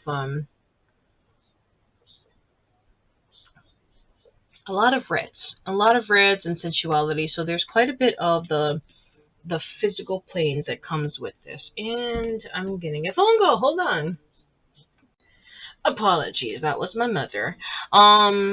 So yes, we have a lot of love, fire, and sensuality and fertility. So yes, definitely a lot of that going on, and I really can't detect too much badness from this, or like the flip side. Like I said, everything has a light and the shadow. I mean, it could be that things can get a little bit too intense between the two of you, and since this card has popped up, there might be sometimes an interference with the both of you if you are, like, say, in a physical relationship. There could be too much of that. Or maybe even a child. I don't know if you two would want to get married in the future, but let's just also go back to the basics. Marriage is also about a business transaction. So there could be maybe pregnancy or a child or so in the future, but maybe not also just that. There could also be fur babies if you prefer not to get kids, like me. I would rather not to have kids. I just have a bunch of fur babies, and if you've been watching my Instagram stuff, yeah, I have 7 cats now, so I love them all, but man, does it get a little taxing, especially when it comes to finances. I'm so glad I work at a feed store. Anyway, so we also have elf-struck, enchanted, beguiled, and enspelled. So there has definitely been a lot of beguilement and bespelling between the two of you.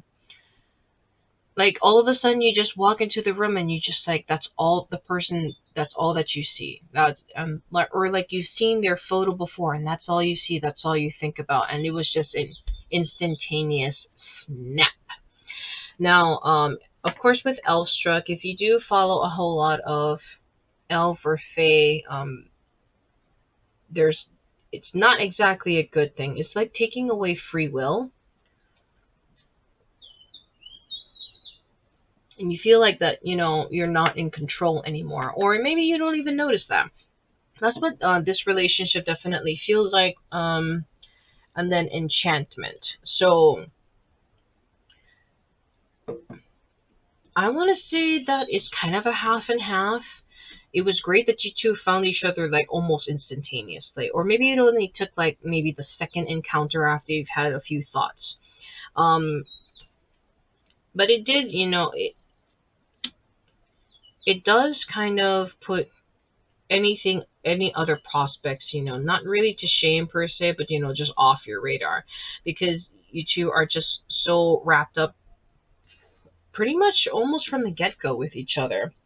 Not so much as the physical, but the mentally engaged, and the how to go about things, how to do things. As you could see from all the other cards, you just went right ahead and went into the project. And and now that I think about it, in the business sense, this is really great. You don't have to cull through a whole lot of candidates. You don't have to slaw yourself through the pain and the suffering of not having somebody, and the clock is ticking. So in that sort of sense, this card is not bad at all. This is definitely of a favorable. We also have soulkin, recognition, family, and kingship. So you two have definitely recognized each other, like I said, almost immediately. There might have been some family involvement going on as to how you two met. That's what this card is represented over here. I'm getting maybe some female vibes, some mature female vibes, maybe an aunt or a godmother or something like that. Maybe that's how you two have met. Because there's no way that you two have come across so well. This is general reading, but what I'm trying to say is that mostly of what I feel from this one, it seems like that it's not like you two have encountered each other just out of random. There seems to be other forces at work about people in general. This is what I'm getting from over here. People that you're usually with, or the groups that you follow, or that maybe you had, because it definitely all feels like a lot of extrovert energy. This is just you just had other people involved when this connection started, and then of course throughout this connection. But I'm feeling more so that this is just generally the beginning. Like it was a social setting. There we go. It was a social setting, and then this is all that's happened. And then pretty much like from across the room, this you two were the only things that you saw in each other. You might talk to other people, but for some reason it's like your mind's eye or your eyes just wandered back to wherever that person has gone. And sometimes you try even to go over and just look at each other and be like, I don't have anything to say, but I feel like we're having a conversation already without words. That's what this is feeling right over here. It's like you almost want to touch this person, or maybe you do touch this person, or they touch you, and it just feels like completely natural, and it seems like you're having the most epic conversations ever without saying anything. That's amazing. So I cannot really see any downsides to this too much, other than like I said, for this one in particular, being just L-struck and just so into yourselves.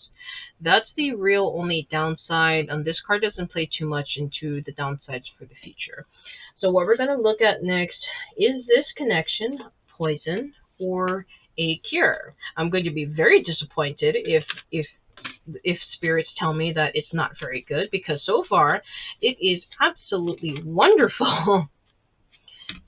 Okay, this one. So that's why we're going to have this journey together. We're going to have this journey together right here and now. Okay, I guess spirit wants 3. Okay, anyway. Happy, yay! This is great. This is awesome. Okay, so happy is literally the greatest card that I could ever come across in this deck. So happy just means it's like serendipity. There is actually another card that's called serendipity, but I really like this one also being to be serendipity as well. So there's just a lot of happiness going on. There's a lot of freedom. There is just an infinite amount of joy that can be had from this. We have this fairy who is dancing on this locked egg, and she also has balloons, and then also the whispers of the hummingbirds, and just a rainbow of colors in here. It's just a lot of freedom, a lot of expansion. We also have the number 26, which also comes down to the 2 is the mediator, 6 is the loving number, and then it also translates to an 8. So the happy, there's also confetti on the bottom. It is awesome.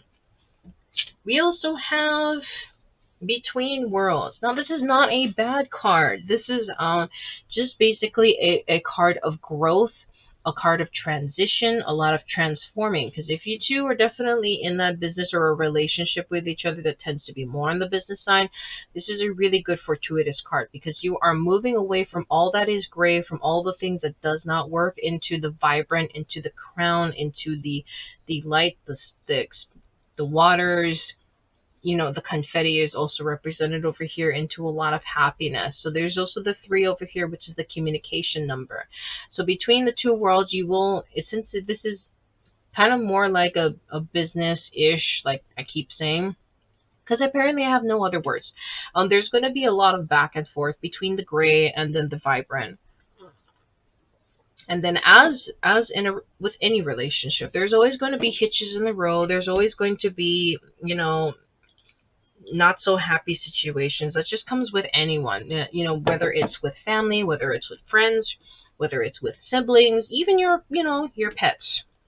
There's always going to be good days and there's always going to be bad days. But the fact is that, it keeps going.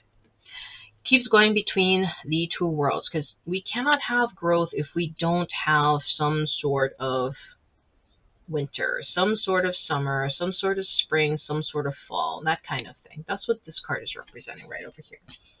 We also have a change in the wind. So there seems to be a brewing out there, a brewing on the horizon, and that it's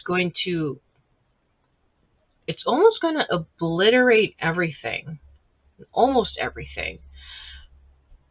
Like old ideas, or just the rotting leaves that you can see over here. It's just blowing away everything, blowing away maybe the dead, maybe the rotting, and bringing in fresh air. There's just a lot of freshness that's going to happen, or that is happening for that matter, and it's almost rapid. A change in the wind also is a change in direction and also a change of perspective. I'm not saying that this connection is going to be going in different directions. It's just that there's going to be a new wash of everything in this connection. There's also a 1 and a 2, so we have the individual, the mediator number, and also translates to a number 3. So there's definitely going to be a lot of talks going on. This is going to be a thing that's coming. And things will just happen. I'm not going to be saying that it's good or it's going to be bad. Both things can be taken as good or bad if it's too much in excess, or, a blessing in disguise sort of thing. It's just that something is going to be coming for this connection. Not really going to say which one it is because, again, as this is just a general reading. Everybody's situation is unique. And this is just a snapshot of the here and now. This is not really a snapshot in the future. All general readings is just the here and now with the energies in the here and now. Things can always happen, let's say tomorrow or later on in the day, because we also have external factors. I mean, come on. We all don't live in a bubble. The world does not have only a few people in it. There will always be other external factors, and things just work out in ways that we didn't think was going to happen, or that's just beyond our control. But if you consider you two as as is, this is what this represents. Now, excuse me while I sip some more. I really, really, really did love this reading. The other one was pile one was a nice ease into it, which is fine because, it's just been a really long 2 weeks. This one just makes me really excited, and I'm very thankful for this reading, and I'm very thankful for you to have joined us in this endeavor. And honestly, I want to say, just keep an eye out. It's just, from what it looks like, it's just only going to get better from here on out. Anyways, if you have liked this video, feel free to like it. Feel free to comment on the bottom. Other than that, I hope this Winds of Change will be one of the best things that ever happened to you, and I hope you continue to also be happy. Other than that, you have yourselves a good rest of your day or week, and I'll see you later. Take care. Aloha, pile 3. You have chosen this. If I have it into focus, you chose this Danburite, this really large, not really, no, not really, really large, but you have chosen this Danburite piece. We're just gonna set it, we're just going to set it right over here on this wooden donut. Yeah, sure, we'll just leave it there. Anyway, the tea also that we have for this one is the Hawaiian lei tea. It is an herbal blend. Normally, I don't do a whole lot of Hawaiian themed stuff when it comes to things that I'm eating. I just find it slightly tacky. But for this one, it's really, really nice. Water's just slightly too hot for herbals. Usually with herbals, you don't want the tea to be too terribly hot because it will burn the tea. But anyway, enough about tea talk. Let's just get straight to the actual tea. Okay, so we're going to be looking at, of course, what is the tea's connection. So left side can either be you or the other person, and then vice versa. But whenever we make connections, there's always going to be a little bit of a mirror going on. That's why we have these connections, whether with ourselves or with other people or pets, all that jazz. But for this one in particular, we're going to just be looking at all the tea for something that you are hung up on. So we are first going to be looking at this one. So we have guidance. And I believe this is the Hierophant. Yes, I believe this is the Hierophant in the traditional tarot. So we have definitely a lot of spirituality coming off of this. And I know it might be a little bit blasphemous to see the Sphinx, of course, and Buddha right over here. But it's just an amalgamation of just achieving the higher self, but in an exponential way in regards to the major arcana. So this person could definitely be on the mature side, pretty much up there, or even in a higher position. They just have a lot of knowledge. Now, we also have resolution to elaborate on this card. As you can see right over here, we have a fighter who is fighting a Hydra. So there is definitely a lot of achievement right over here, and this is being expressed as well through overcoming conflicts and being victorious in situations that seem to be even impossible. So I'm just going to put this right over here, and then they also bring the energy of the Magician and the Mirror. So it further reinforces the Hierophant or the guidance right here. And then, of course, the resolution. So they have overcome, they have seen many, they have planned, they have succeeded. And that also comes with the Magician and the Mirror.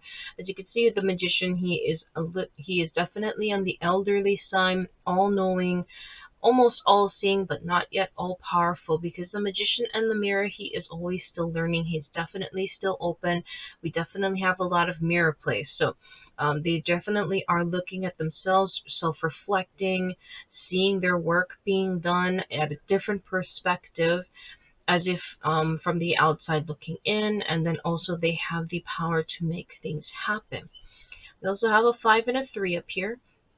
5 is the adventurous number, the 3 is the communicative number, and then altogether it makes the 8, which is also an infinite number. I'm just going to slide that a little bit right over here. I'm just going to take a sip of this. Hope it's not burnt.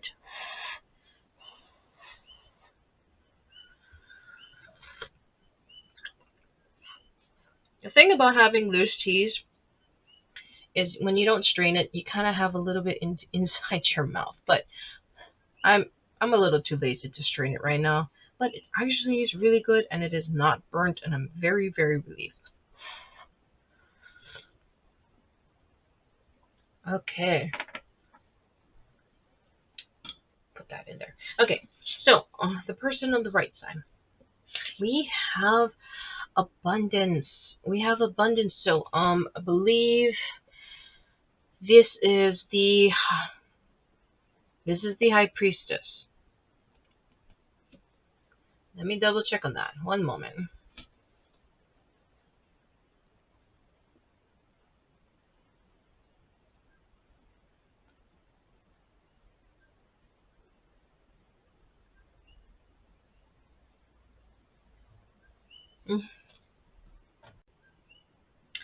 Okay, pile three. I did a massive amount of big dumb.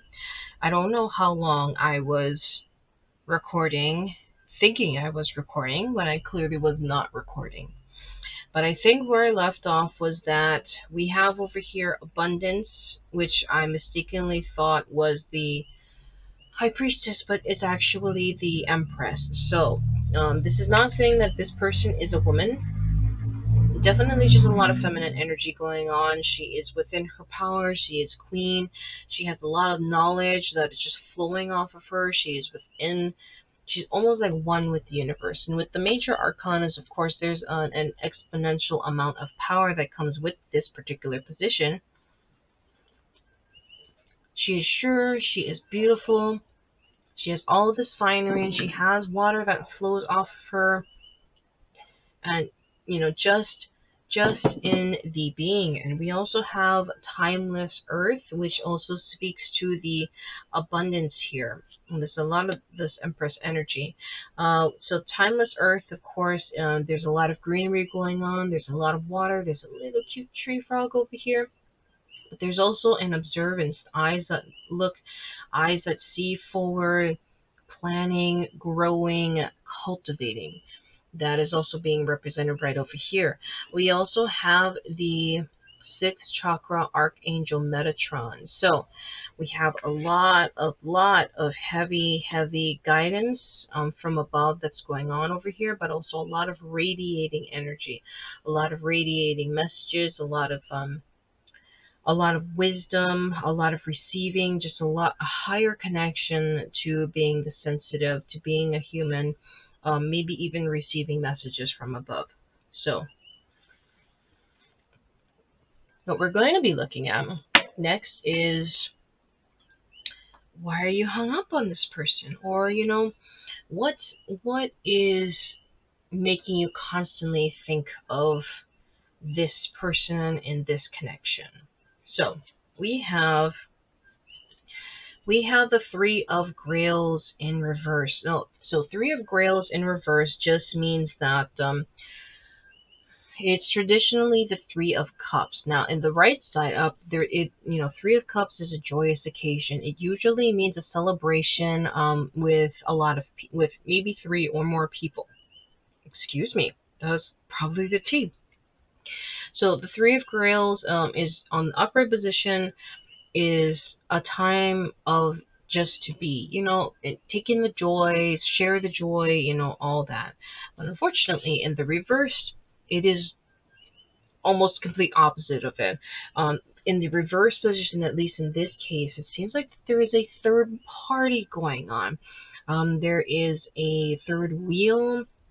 There's a third person, and then in the upside down position, it seems to be in the unsavory sense. So we also have this woman over here who's looking over her shoulders. Now, whether or not this is actually somebody who is, say, maybe interfering with this connection, or is maybe whispering to you, or whispering to the other people in your lives, is kind of remains to be said. So we'll see what the other cards look like. So over here, we have the Five of Scepters. So the Five of Scepters is the Five of Wands in the traditional tarot. And of course, with most fives, or all the fives, they represent conflicts. They represent various opinions that's fighting to be heard, or fighting to be, number one, to be right, to be the one. We also have here Leo energy. There's a Leo sign right on this pillar. We also have the Saturn over here on this other pillar. So we have a lot of Leo energy. So it's a fixed sign. It's a sign that cannot be moved. And it is the fire energy. It's the drama. They want to be right. They want to be seen.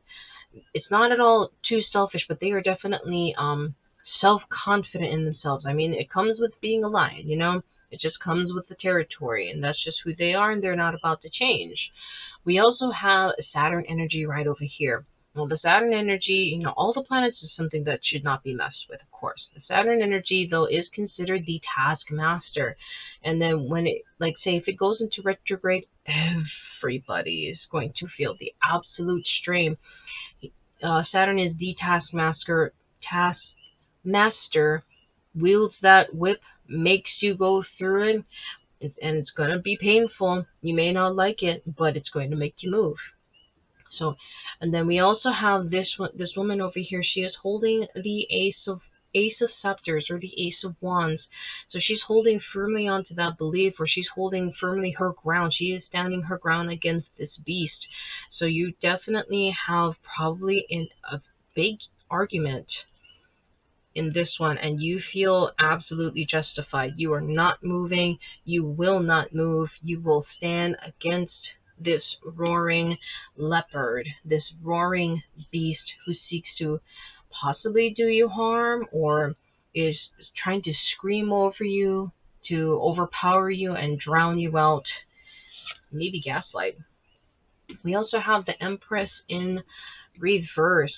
So right side up, the Empress, she is lovely. She's in her dress. She's sitting on that throne. She is confident. She is running that country. She is wearing that crown. She is just the absolute shit. She knows it. Everybody knows it. The entire kingdom knows it. That's why she's the Empress. That's why she was chosen. She carries all the burdens. She takes care of business, and she makes sure that everything gets done while she looks fabulous.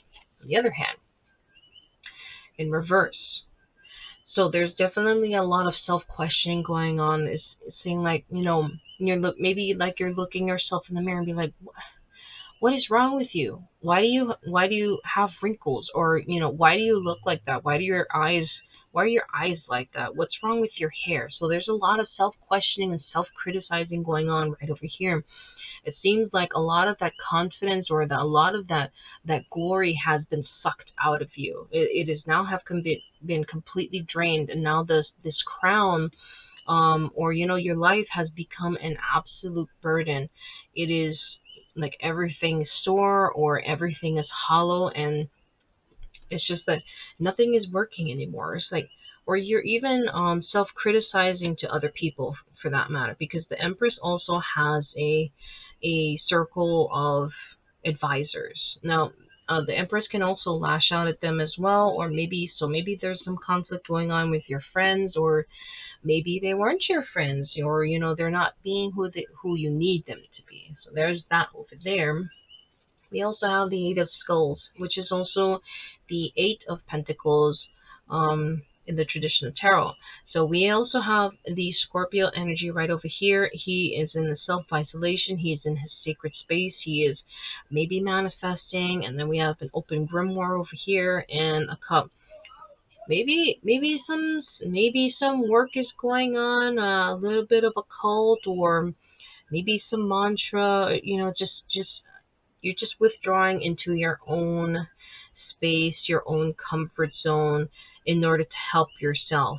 You're also shutting out the world. This is kind of like sort of a minor way of saying the Hermit, the card of the Hermit. So definitely seeking answers within oneself, and trying to harness, trying to figure out, and trying to re-grasp your power, to take that power back. Because it seems like that whoever this is has definitely sapped that out of you. Ooh. Ooh.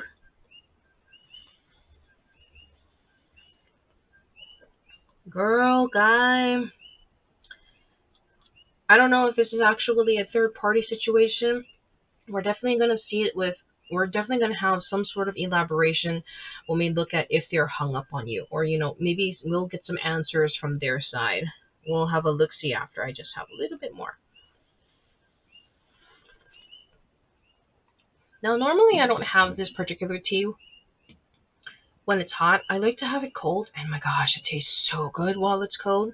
But I'm actually pretty digging it as it's being warm. I might want to drink more of this as it gets a little bit on the chillier side. Now, our chillier side in the island is like freaking 68 degrees, 67 degrees. I know that doesn't mean a whole lot for a lot of other people, but when when it's those degrees over here, we are dying. We are running for blankets and we're donning our jackets. So at least that's a good reminder about summer. But anyway, oh my, oh dear. We have the Nine of Grails or the Nine of Cups in reverse. Let me take a sip of this before we get into it. That is some serious sippage there, because from what it looks like, there really is a third party going on. There is definitely a sense of betrayal here, and definitely not a betrayal that I would have liked to read about. So in the upright position, the Nine of Grails or the Nine of Cups is of course further on down in the storyline of the Cups. There's a lot of joy over here. There is this vampire who's holding this rose, so there could be a sense of pregnancy going on, because it's a very fertile image. We have a lot of apples here. We also have the moon, which is it's a lot of heart play, a lot of receptivity, a lot of dreaming, and we also have Pisces right over here, which is a sense of duality as well as some air and water qualities. But unfortunately, unfortunately, in the reverse position, I'm definitely feeling like that this person that you probably have this conflict with, this is probably why, and this definitely is being highlighted right over here in the Third of Grails. So with this third party, there's definitely some definite heavy, heady betrayal going on, and honestly, either if it's physical, it's definitely feeling more like on the physical aspects. And sorry, it's hard to say, but that is definitely what I'm getting right over here. And we also have the Queen of Grails. Okay, yep, definitely all that going on. So in the Queen of Grails, in the upright position of the Queen of Cups, she is on her throne and she is sure of herself, and she can have any man she wants, and in normal circumstances this is really, really good. She's within her power. She is awe-inspiring. She is alluring, attractive. She garners all the attention. This is kind of like the minor form of the Empress. I want to say motherly, but more on the sensuality side, and highly receptive, and it's like looking at a moonlit ocean. There's a lot of romance going on for this. However, we are looking at it in the reverse position. So we have the snake over here. There's a lot of temptation. There's a lot of unsavory, shady things going on over here. So we have this woman who can get any man or woman that she wants, or just anybody that this queen wants. Whether you're male or female, that remains to be said. But the fact is that this person has definitely come back into the life of this person. So I want to talk about just briefly is that the Nine of Grails is a story. So from the minor arcanas are always telling a story. We mainly look at the major arcanas as like the epitome of tarot cards, but the minor cards also hold their own power because they tell a story or a journey. The Nine of Grails is right before the 10 of Grails, or almost the end of that journey. So there's definitely a whole lot of history going on with this person, possibly an ex, possibly a past relationship, or maybe they were secretly in this relationship before they met you and had your connections. And I totally was not expecting any of that. As I was looking at all, the cards on below, this is a definitely different tone that I was expecting. Well, not that when I do readings I'm expecting anything, but this is woo. Girl, guy, if you're drinking something, take a huge swig of whatever it is you're drinking, and I hope it helps, because this is definitely some heavy stuff. We also have the Eight of Knives. So in the upright position, the Eight of Knives or the Eight of Swords, I definitely would have taken it into a much more positive light. But given the fact that we have this going on over here, So the Eight of Knives or the Eight of Swords, and traditionally it's like somebody who is standing amongst the sword, who is blindfolded, who can easily take off that blindfold and get themselves out of the situation. We have over here a demon who is tied up on a pole, and there is death. There's the sun right over here. We also have the two skeletons represented in the background where they had just succumbed to the sun. And then we also have Gemini energy, so heavy duality or communications going on. Excuse me, going on, and Mercury. We also have Jupiter right over here. Jupiter, which is the knowledge. So the Ace of Swords, or the Ace is conviction is always with this person. And then this can also be used as a weapon, or it's just representing that they know, they have the knowledge. As you can see right over here, he's just contemplating for maybe the right time, or he knows he can free himself. But in this particular situation, there doesn't seem to be guilt going on at all over here. So this particular conflict is that it seems like that they can get themselves out of this conflict, but they just don't want to. Or they can rectify this whole situation, but they just don't want to.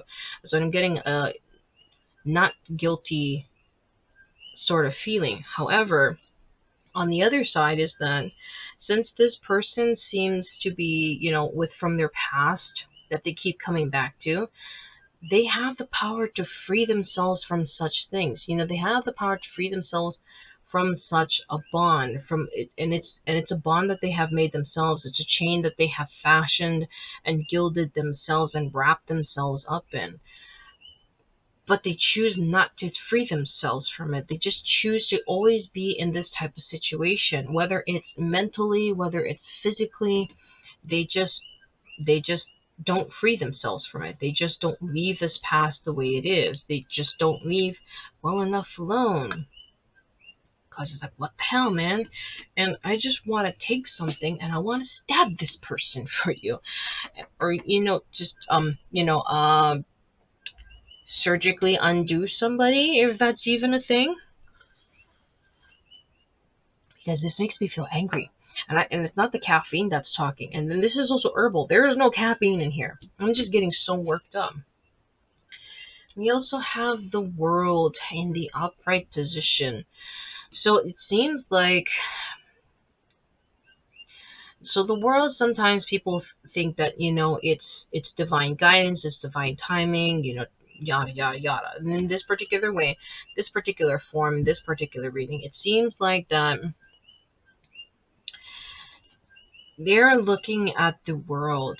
It is possible that they are looking at you, or at least an image of you that's high on a pedestal. That's up high on a pedestal, but they just choose not to act upon it. They see you possibly as that end, that temptation, the message, the light, and travel, fortuitation. That's not even a word. For fortune, expansion, kind of that whole Jupiter thing. And to just, leave it all behind, go see the sights, go experience life, go experience new things, leave things in the past the way it is. And then, of course, this I'm kind of getting is that they're definitely reassured in their looks and in themselves, kinda, but not that much. Because the Eight of Knives is looking at this over here, definitely feeling that they're looking at you, but they're not quite guilty about what it is that they did or what it is that they're doing. Because I don't know if this is an ongoing thing. And we'll see if it pops up later on in the reading. But I'm not going to actively pull any cards. We're just looking at a snapshot, and this is just a general reading. And honestly, I don't think I can take it anymore. So, excuse me while I take more long sips, because my throat is getting a little dry. Ooh, Anyway, so we're going to be looking at what has it looked like so far on the surface. What rumors or what other guidance of what it looks like from the outside looking in. So what does it look like for this connection on the outside? Looking in this one, and this one. Okay. Okay. So we have Pinhead Punchinello. So Pinhead Punchinello just represents the fact that it is out of your control right now. There's nothing much that you can do. I mean, if you do something, it is something that will probably just break you entirely. So this card is basically telling you to leave well enough alone. So Pinhead Punchinello just means that the world can spin on the head of a pin. The world can balance on the head of a pin. So eventually things will, from what it looks like, is that it's just gonna have to be how it's gonna have to be. If it spins, if it falls, it's just gonna have to be that way. That's what it is right here. It's just basically saying that things are just, leave it as it is. It's best that you leave it as it is. We also have the proud Puer. So the proud Puer is just saying, again, just get back to yourself. Get back to focusing on yourself. Just take yourself out of that situation, or at least try to take yourself out of that situation. If you're maybe like living with this person, maybe go take a vacation somewhere. Or maybe go stay at a friend, like an actual friend, by the way, because we definitely have a whole lot of rumors and third party action going on over here. Maybe somebody that you actually trust. If not, just file for some emergency vacation or something, and then just go somewhere else. So the proud period is just a reminder that just be proud, hold your head up high. Again, things are just out of your control. It will just continue to be out of your control, and it's just there is no. It's not worth it right now. It is not. It's absolutely not worth it. It's just better to focus on yourself. Glam yourself up and just use a lot of self care. And of course, rah rah rah, which also reinforces what I've been saying. So we have this woman, another queen, and she is radiating. She knows what she wants. She's like that cat, and she's like a predator ready to pounce. And all this glory, all this gold, definitely worth it. All these wings, and all the spotlight, and all the glitz, glamour, and glory, because you are worth it. This connection may be in the shits right now. Excuse my language, but outside factors definitely support that you should definitely just focus on yourself. More than likely that this whole thing is no fault of your own, so definitely take that time. So we're going to be looking at next what's beneath the surface. So we were just looking at the surface of it all. We're going to be looking at what's beneath it. What are the forces working behind it? What's behind that curtain? What's in the shadows? What other hidden things? Now, I'm not saying, any of these answers, but, what other hidden stuff is going on? Yeah, I'm so great with my words. Hidden stuff. I'm so awesome. So, we have Get Wild.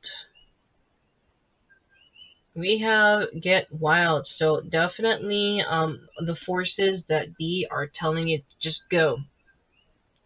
Just go, get wild, get back to nature, get back to yourself, the one self, just indulge. Just indulge, because, whenever we have a connection, we always give a lot. There is always going to be somebody who gives more than their fair share. And from it looks like from right over here, you have definitely given way too much. So you need to get back to that wild. Get back to your primal. Get back to your instincts. Get back to when you were saying, maybe like a lone wolf, is definitely what's being represented over here. We also have love. Get back to receiving your heart. Instead of giving your heart out, you need to take hold of your heart and you need to take it back. You need to do a lot of repair work. You need to patch things up and you need to heal. You need to hold out your hands and hold yourself. Hold your heart. Hold your beating, sore, spilling, bleeding heart and get to work. Get to work taking it back, taking ownership, because it was yours to begin with. It is not theirs, it is not nobody's. Your heart is no one's. Your heart is your own. You may have given it, but you only give your heart to borrow, to share. But it is not for anybody to have. It is not for anybody to keep. So take it back. This is yours. That's what this is saying right over here. We also have surrender. So surrender, and then of course we have the laurels right over here, which also represents, the crown of laurels, which also represents victory, and then the all-seeing eye, and a lot of radiation of knowledge. So the laurels represent victory. One way or another, when things end, it is something to be celebrated about. There is going to be some sort of victory. Whether it's a good victory or a bad victory, it remains to be said right now. But we can take joy in the fact that, when things end, we can move on to something else. That's what this is represented also over here. And then right over here, it's just surrender. Just surrender, take everything back, and just surrender to yourself. Surrender and forgive yourself. As we had the Empress in the reverse position underneath here. You have to forgive. So we're going to be looking at what stops this connection. Obviously we kind of went over it, but we're going to be looking at what else can possibly influence stopping this connection, or maybe we'll look at what can possibly restart this connection. So what is stopping or restarting this situation? Okay. We have Taurus energy. Okay, we have a lot of stubbornness going on. We have a lot of bullheadedness going on. This is definitely represented by both of you in this connection. We also have the number 2. So the Taurus energy is on the journey of the zodiacs. This definitely still young. Earth energy, straight-headedness, narrow path, and just going for it. But this can also be a blessing as well. If you take on the Taurus energy and you can just keep going. Don't stop, just keep going. This connection, on the other hand, can also just keep going, or it stops, or maybe a bull in the china shop where all the china just gets shattered in this connection. So this is definitely both a stop and a go kind of energy. We also have Aries. So the Aries, fire energy, the very first, and just doing. So there's a lot of burning going on. There's both passion as well as chaos right here represented, as we can see. So there's Aries. He is coming out of a planet that looks like either it's being melted or it's being formed.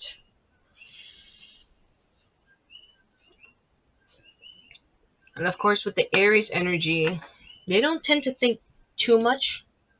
They're not in their heads a whole lot. They want to be more on the physical. They just want to be more on that materialistic plane. There is definitely a whole lot of confidence as well. So, or kind of like I don't care, kind of thing. So there's also another stop and go in this connection. We also have Libra. So Libra, also not a very easy energy.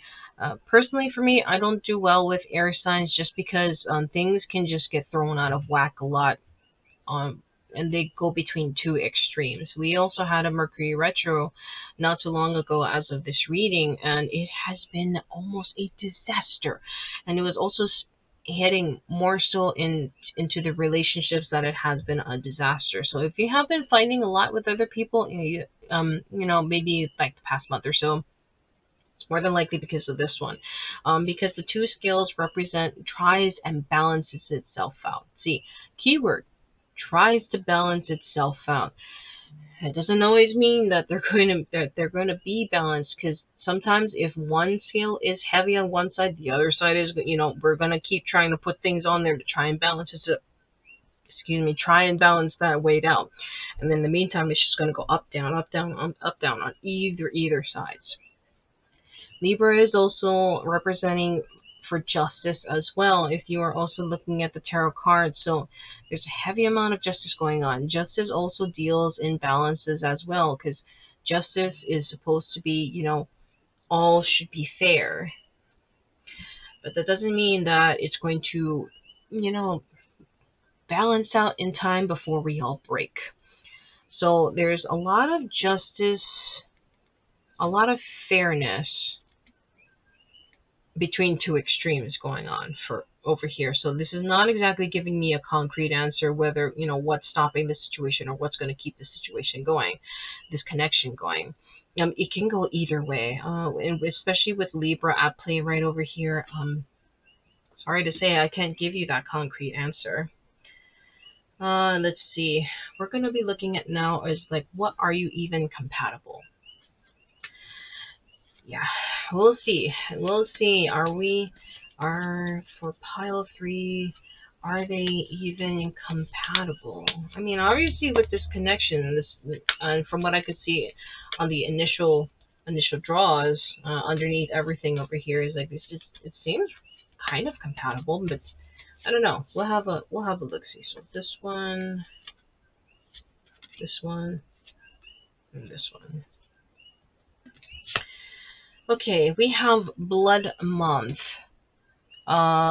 Sacrifice, offerings, and decisions. So this might be this card is very tough, to say the least. So there's sacrifice, offerings, and decision. I want to say that no, this is not really a compatible or at least an equal connection. There's a lot of sacrificing going on, definitely first and foremost, whether it's you or this other person. But I have a feeling it's you. And you offer a whole lot, but you definitely make that decision to do it, of course. But you think that, it you or this other person will help benefit the situation, and help balance it out. Like maybe they're giving 40%, so you give 60% to make it 100%, just to make things nice and even. So there's definitely a lot of that going on, and it's not exactly healthy. Because if you sacrifice too much and you offer too much without, getting that reciprocation back, it is not great. We also have Freyers, so abundance, peace, and contentment. So there's definitely some security going on in this connection, and there's definitely some abundance and maybe peace that you have not had before in your life. Which this card can kind of speak to maybe scars of the past, or maybe scars of their past. So with the two of you together, it seems like that there is this spring or this garden or this wealth, and there's just this contentment. And then we also have Unseelie Queen. We have glamour, opulence, and hubris. So it seems like there's also a bit of scheming going on. Whether it's one person or the other, or maybe you two just, have this game that goes back and forth. So there's glamour, a lot of sparkle, and look over here instead of over there. Kind of pull the curtain over like a messy room or something. There's also plenty of that going on. From what it looks like is that there seems to be a little bit of an imbalance over here. There's one extreme over here on one side, and there's also an extreme on the other side. I want to say that sometimes there might be even gaslighting going on, and we try and accommodate the scales to have this right over here, but this does not happen all the time. It does come up, and then there's maybe some apology or something, but this is not a whole very balanced situation. And then this is also going to be playing into the future as well. This whole thing is just going to keep going. You have this over here, this extreme, that extreme, and then maybe try and fight for this one. But this is always going to happen should this connection continue forward. Ooh, ooh. So now we're going to be looking at, is this connection a poison, a cure? What the hell is it? What the hell is the situation? What the hell is this connection? That's what we're going to be looking at right now. What is it going to be?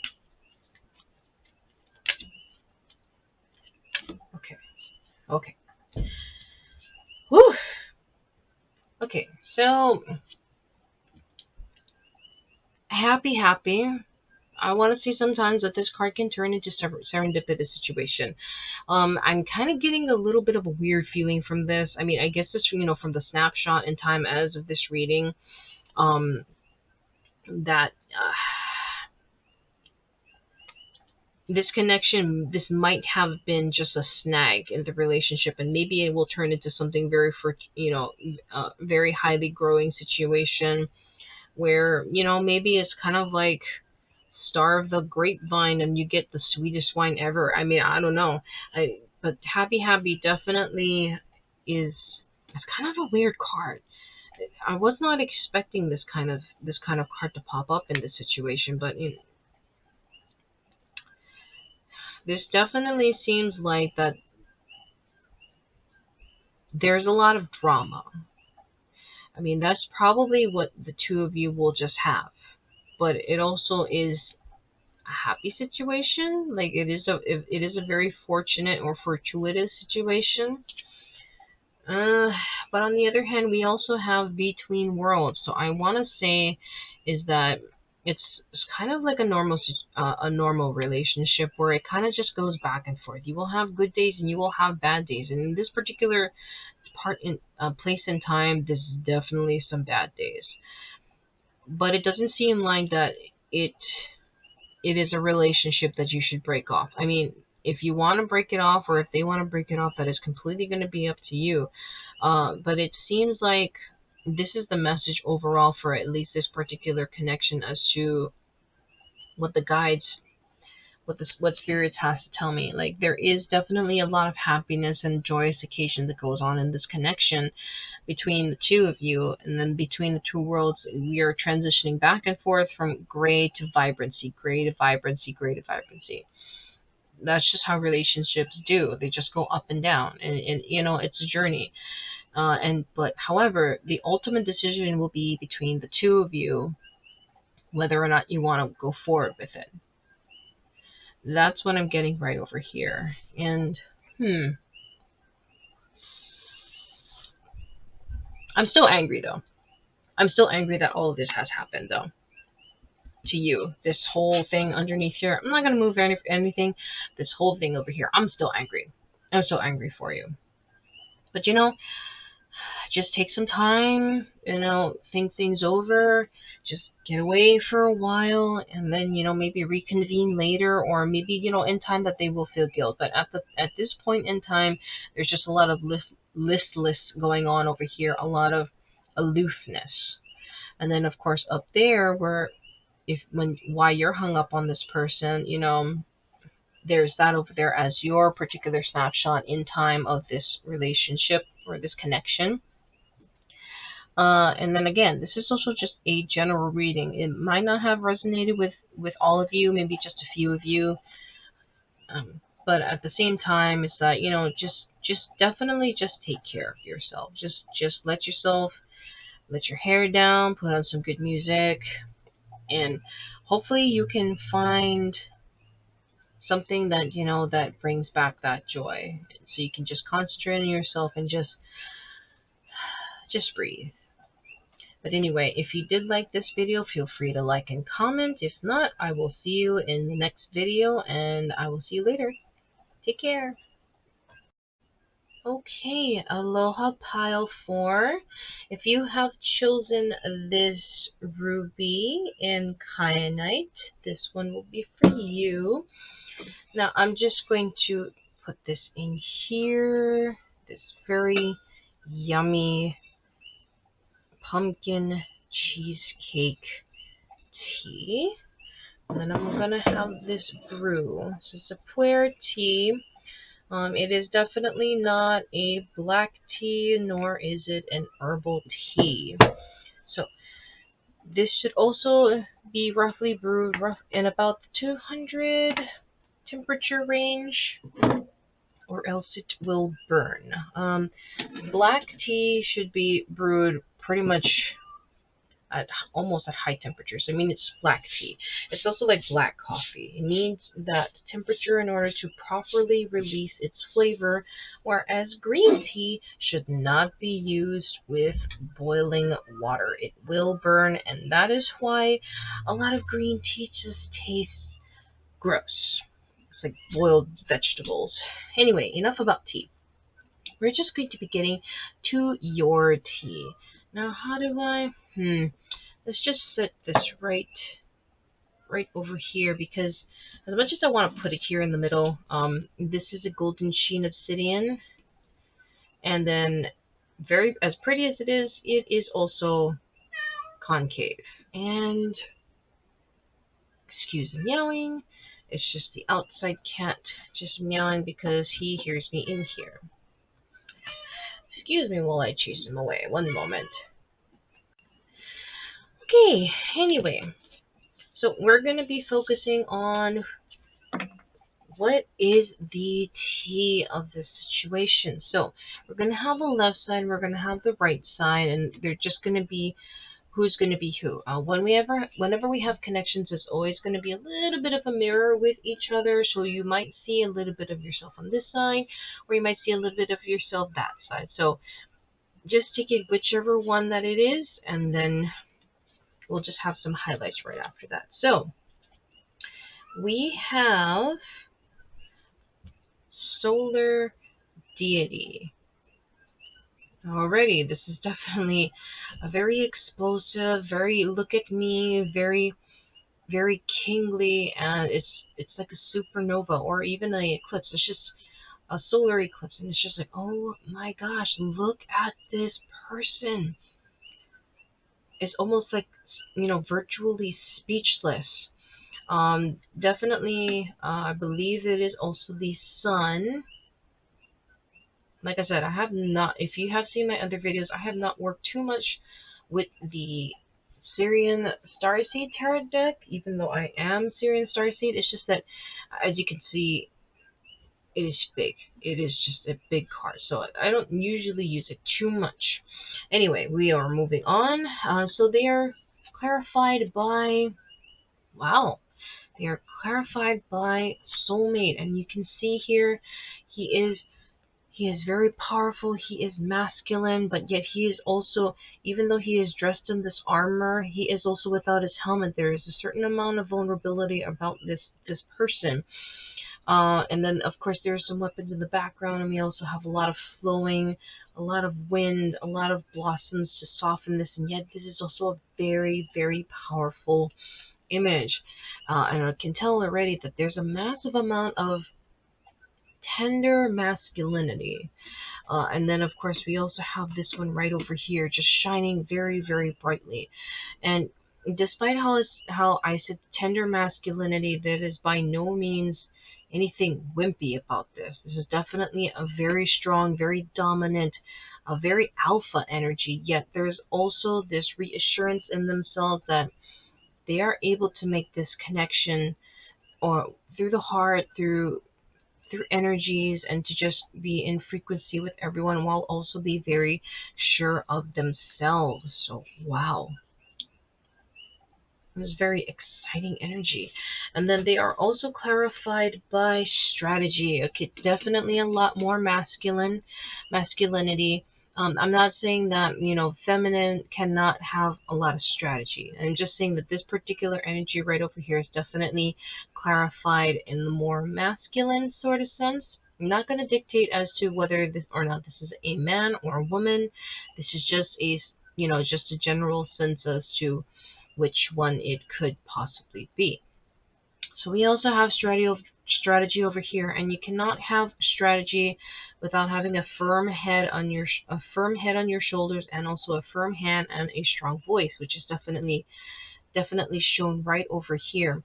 So this is also a journal log. So they have been through this many times. They have gone through many perspectives, gathered a whole lot of information. We do have a lock and a key right over here. We also have various scrolls and a number of compasses. And then we also have some doubloons, I want to say, here right on the side, as well as some stamps. And then this map is also very highly detailed, with also this quill pen that is not at all new, not at all fancy. It just gets the job done, which this is definitely highlighted right over here. So we have 2 and a 1 to make 21. So 2 the balancer, as well as the 1 is the individual, but it does equal 3 as well, which is a communication. So there's definitely a very admirable person right over here. Okay, so the other person in this connection, ooh, we have transition. Oh, and already I'm feeling a huge sense of loss. My heart rate just dropped all of a sudden. So transition, in the traditional tarot sense, this is actually death. So death, in at least in the Syrian tarot series, it is not represented at all in the deck. Rather, it is translated into transition. As you can see, the physical body is right over here, and then the soul is transitioning into the light, which is the next stage, and just transcending. So it's just a movement, like something sudden has happened, a death or the ending of a chapter has happened. So there is definitely a sense of loss, and I even find it a little hard to breathe. Of course, transitioning is always a good thing, roughly in the end. But this doesn't mean in the meantime that it's any less painful. Abrupt endings, or at least with death or transformation, what have you, it is always going to be a very rocky, a very, very rough patch in life. So this person definitely is being represented right now in the death card, or at least in the transition card. Whew. Let me get some tea. Need to breathe for a moment.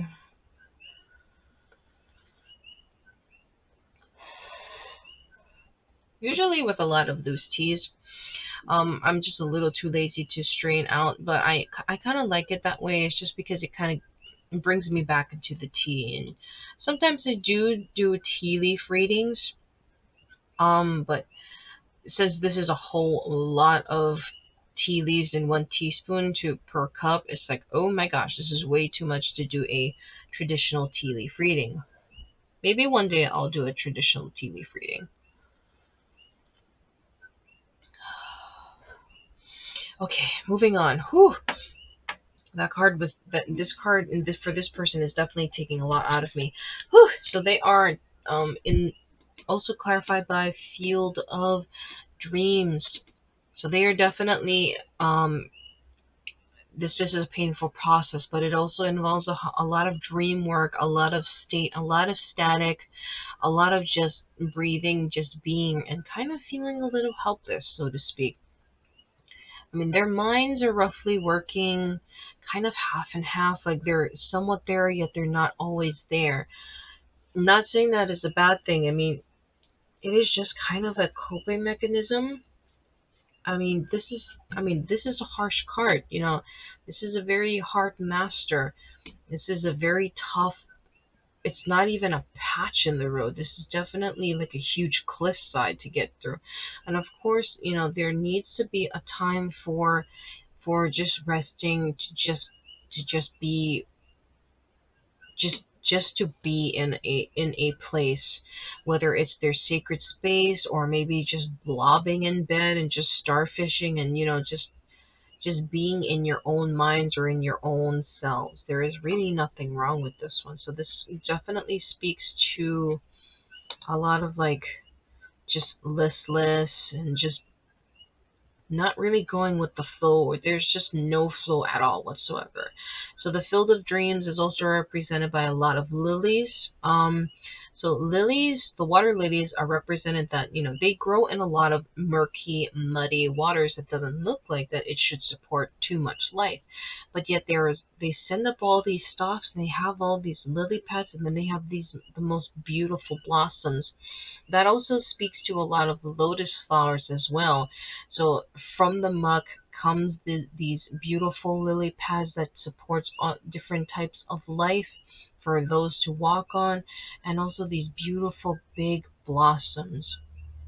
So again, it's despite how it's a lot of dreaming, it's also a lot of planning, and it's also various forms of transformations that is also happening simultaneously at the same time.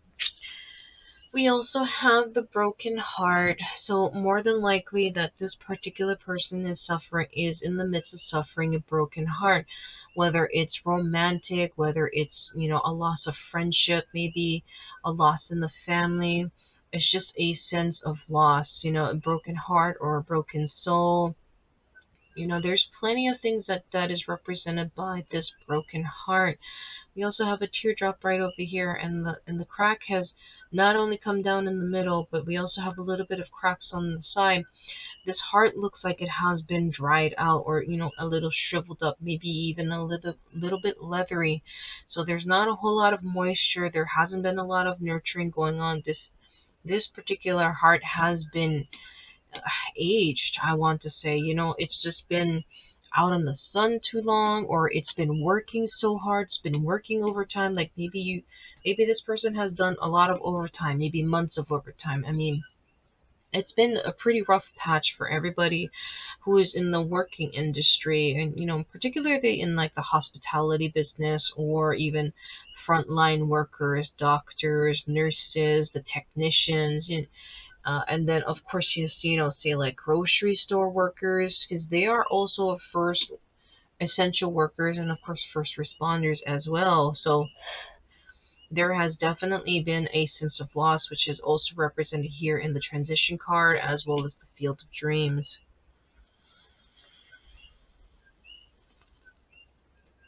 Sorry, I just have to take more tea just to refocus, just because it's just a massive amount of heaviness and yet hollowness in my chest.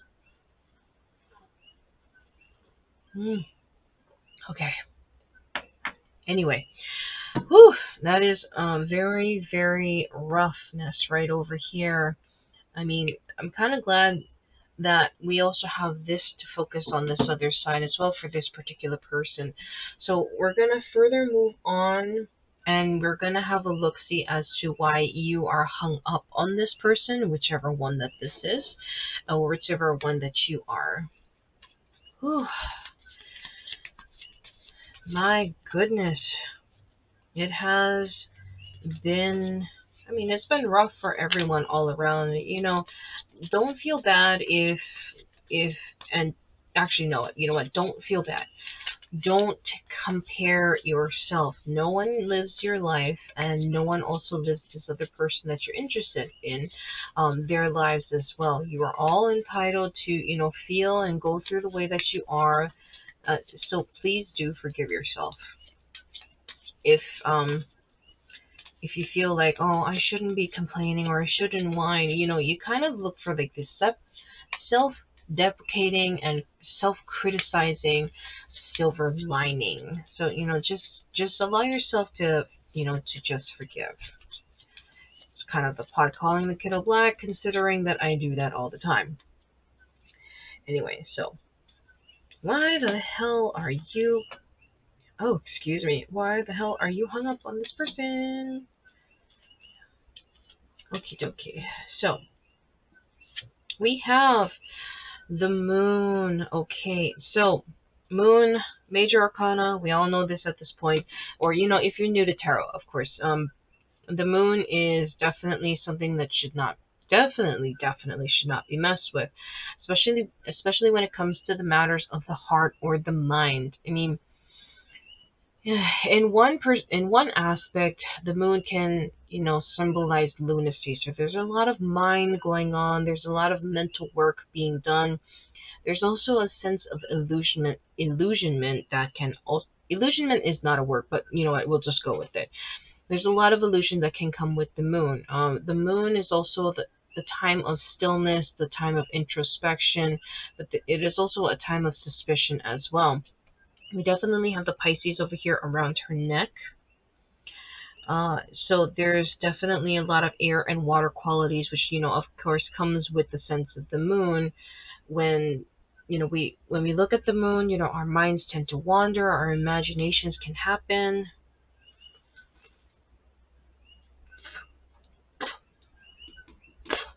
Excuse me.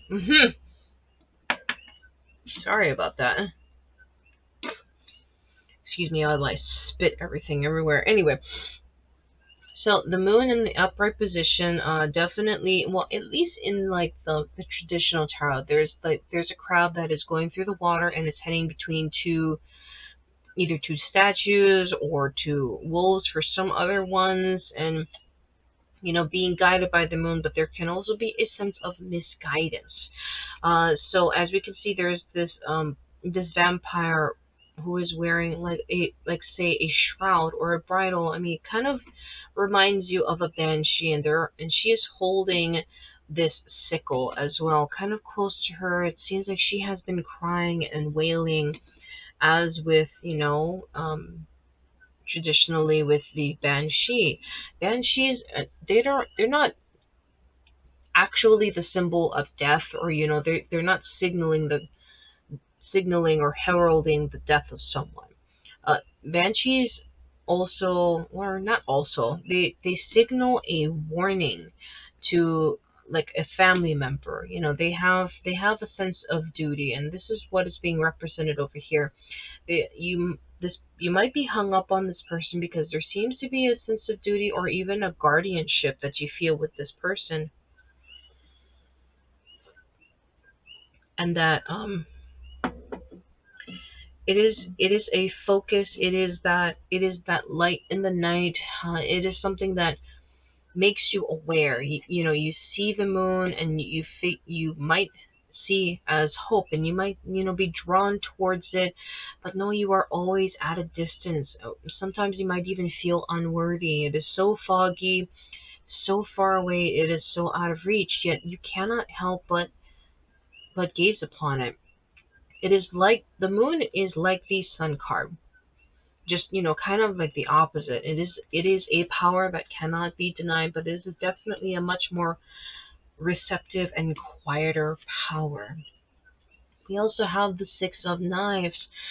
So the Six of Knives is the Six of Swords. It is the point after the five, which is usually the symbol for conflict. For this one in particular, this vampire man, he is holding onto that single ace of knives, or that ace of swords. So that conviction, reconnecting with oneself, and maybe with hearing the whispers or listening to the messages of the divine, or maybe this other person, and that just this tiny little itty bitty voice. They're definitely still not quite paying attention, because he is looking off into the distance. There doesn't seem to be a whole lot of determination I'm feeling from this card. And we also have down here, a little tough to see. We have the Aquarius energy right over here, and then we also have Mercury. So a lot of messages being said, a lot of words being said, whether it's actual words from the mouth, or maybe through text messages, or maybe in like maybe Instagram posts, maybe Twitter, or DMs, with private messaging. I want to say it's definitely more through electronics rather than being in person, because it might be possible that since this card is right over here, there might be a sense of separation. Definitely at a distance, or you two are just not together at this point. But that doesn't mean that the contact has stopped yet. So there's definitely this one very light conversations going on.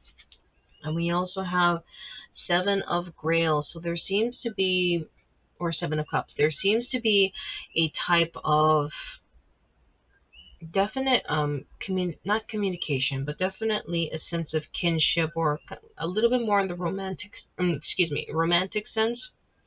So the Seven of Grails or the Seven of Cups usually means a type of decision, or several identities that one needs to assume, whichever one that you should pick. And it is represented by seven cups, each with a different image within them, but each are still important. So this one in particular, the Seven of Grails, is a sense of introvert, a sense of self-indulgence, maybe some rituals or in their safe space. We definitely have this really big cauldron over here of a lot of blood. We also have the snake right over here. So there might be a little bit of temptation involved, maybe something that's intoxicating, as it is being seen right over here. You can see this Medusa vampire, just seems like having a good time, and if you are into, like, say, extracurricular activities, no judgment here. Uh, these are just the cards that's being represented. Pardon me, being represented. Man, I can't even talk anymore. We also have Venus over here, also on her outfit, which also represents, the sensuality, the physical pleasures, food, just the all-around joys of the physical body and the physical plane. And then, of course, we have the bleeding right over here. This is definitely a secured, or if not an unknown place to the outside world. We do have a path that is kind of blocked off with a lot of thorns and very small light, but only for her to see. So this is a place that only for her, only for this person, so, or only for you. So it seems like that this one, you seem to be more withdrawn into oneself and reanalyzing your feelings, or just wondering, like, I just have all these things with me. Let me just indulge in a little bit. Let me think about it, but I will always, because it is intoxicating. It is kind of like a drug. This is why sometimes you just keep getting caught up over this person, is because it just feels like venom, or an addiction. That's what it feels like. We also have the Hermit. So it seems like that the reason why you are all part of the reason why you're hung up on this person is because they just make you think things. They make you feel things without too much effort too. Since we have the strong moon over here, and we are also ending here for why you're hung up on this person with the Hermit, which are two major arcanas. The Hermit is definitely seeking out answers, but answers alone. So whether or not, like, say, maybe it's got you spooked, like maybe you feel that venom and it is poisoning you, but or maybe it's not even venom, but the fact that it is making you feel such things, like maybe you have never felt this before. This is probably why this is right here. The knives are right here. It seems like that definitely this is a more logical driven individual. And we also have the moon over here. And, a lot of these things that's going on right now might have seemed so fantastical, like maybe it's only for romance novels or rom-com movies, that sort of thing. So this connection is probably spooking you, which is why you're going to be withdrawing into yourself. You're taking all your burdens with you, a lot of mental burdens, I want to say. You have plenty in your arsenal, and you are lighting your own way, but you are also going into this dark, unknown forest. So it is quite possible that maybe this is your first time, or maybe, nothing has been this serious before, so now it might make you scared. Or it might make you, it's definitely way out of your comfort zone. It's way more than you think you can handle, as per the Seven of Grails over here. It's like you don't even know which one is your identity anymore. if we want to go back to traditional tarot, it's like, who are you? You know, what is this? I don't understand. I have all these things happening around me at the same time, simultaneously, that I have absolutely no idea.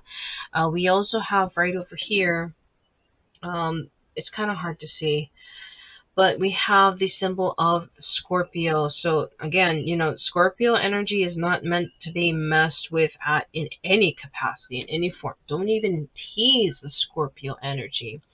It is one of the most intense in the zodiac signs, and of course the Scorpio is also governed by the planet of Pluto. And for me, yes, I still think Pluto is a planet, and I still think Pluto has a major influence. Pluto is this. Pluto is the end, the beginning, or the ultimate end and beginning. It is just that, plain and simple, alpha and omega.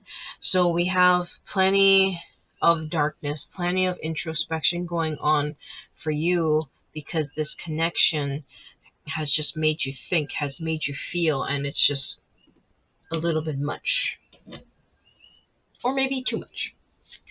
So we're going to look at, are they hung up on you? You know, what are their thoughts about this connection? Ooh, okay. This one, okay. This one. All of a sudden, I'm just getting an infinite amount of jolt. I was like, oh my gosh, slow down. Slow down, I'm not there yet. Okay, you ready? So, is this person hung up on you? Well, how about that for an answer? Like, bam, how about that? So we have the Lover's card right over here. Now, the Lover's card does not always mean romantic sense. I know we always think, I mean, it's right there in the name. We always think that it has something to do with romance, that it has a lot to do with sensuality and all that jazz. But let me just kind of reel you in a little bit and just bring it back down to earth. The Lovers can also mean an exchange of ideas. It's just it's a partnership, not so much as a marriage, but it is just a duality sort of thing where there's things being shared back and forth between the two. It is a relationship. It is an agreement. Excuse me. So for right over here we have the Gemini sign. It's a little tough to see on her arm. We have the Gemini sign, which means there's a lot of communication going on. I mean, if you're going to be in a relationship, whether it's romantic, platonic, business, and all that, there has to be a lot of communication going on. And that card is also represented right over here. Now, because this overall reading so far that we have over here, especially right here, definitely looking at the duality, the sun, the moon, the yin and the yang. So I cannot deny that this card in particular is a major amount of romance, a major amount of affection. May not be just, it doesn't quite feel like sexuality. It's definitely a lot more simpler than that. It's definitely a simple love and and pure affection that this person is feeling towards you. My goodness, I have to breathe. We also have the Devil in reverse. Okay, so I kind of take back what I said, that it might not be sexual. The unfortunate part is that now I have to kind of revamp what I said. So we have, so here, let me put it this way. We have the Devil, which is, of course, major arcana, so major factors at play. Major Capricorn energy. Capricorn is represented by the goat, of course, and if you've ever been around a goat, if you've ever seen a goat, they is physical. They don't think with their heads. They just go ahead and do it. And if you've ever seen a male who is a wild male, they don't care who is watching. They don't care who it is. They will just, kind of go at it. But the Devil can also represent a whole lot of temptation. So it's like, it's the and then also the stave that penetrates the earth, the fertile ground.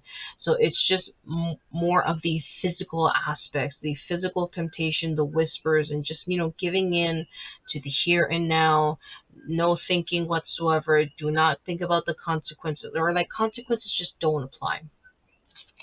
But since we have it in the reverse, there's definitely, I'm feeling more that there's a heavy attraction with the physical body. It might be a little bit on the juicy fantasy side.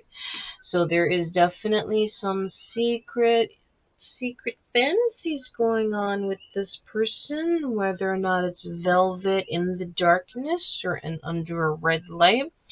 I definitely have thoughts about this. Um, since it is also in the reverse, I'm not getting the whole. There seems to be a massive amount of temptation, but it's not too overpowering.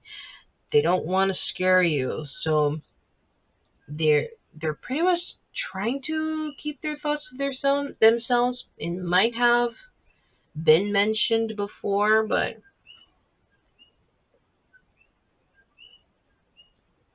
sometimes it may seem a little bit out of control sometimes. Like it might just come out of the blue.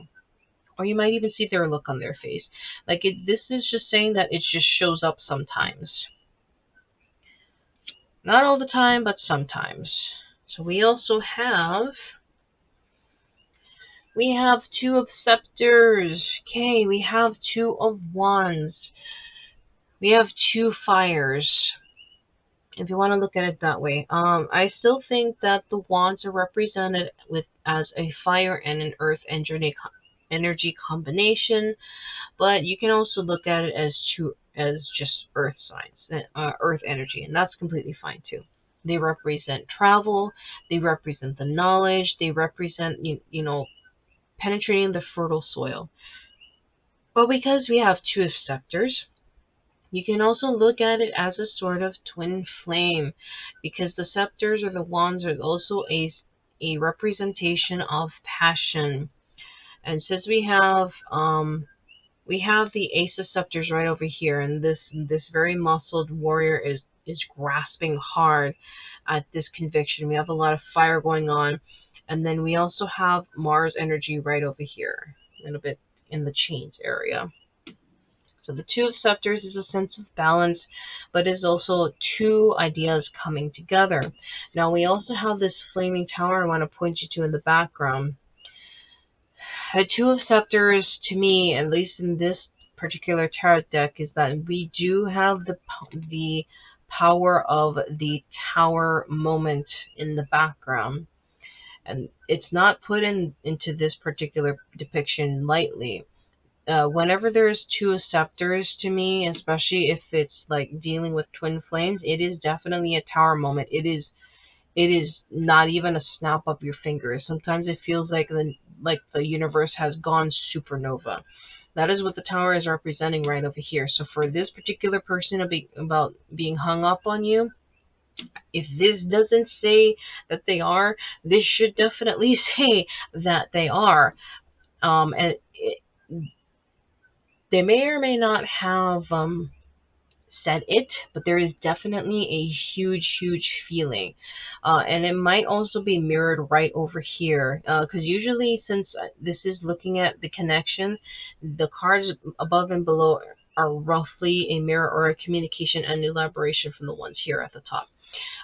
So there's definitely this tower moment, which also have probably led to some indulgence, some introspection, and just a lot of thinking and possibilities. But for this particular person here at the bottom, they know definitely for sure that they is hung up on you. We also have the Ace of Skulls or the Ace of Pentacles right over here. So I'm getting a whole lot of earth energy from this person. They might be an earth sign, but um, it's just a maybe. For some of you that applies, for some of you it might not. Let's just say that this person is definitely a lot more down to earth about this. So the Ace of Skulls or the Ace of Pentacles is definitely a young energy, which is why this right here is in the reverse position. So this might all be just as new to you as it is to them. So they know what they want. They're pretty stubborn about it. They have this idea, um, and they want to go for it. But there's not a whole lot of power here, too much, which is good, because obviously right over here you're kind of running away. You're kind of running away from all of this right over here, and that's okay. It might be possible that you're the one that has suffered this heartbreak, or vice versa. So this person in particular is definitely more on the well-rounded being, almost a well-rounded being. Uh, this is this is quite an interesting reading. I mean, all the ones that I've done today have been very interesting, but I'm glad I have something like this to close it out, because the last one was a doozy.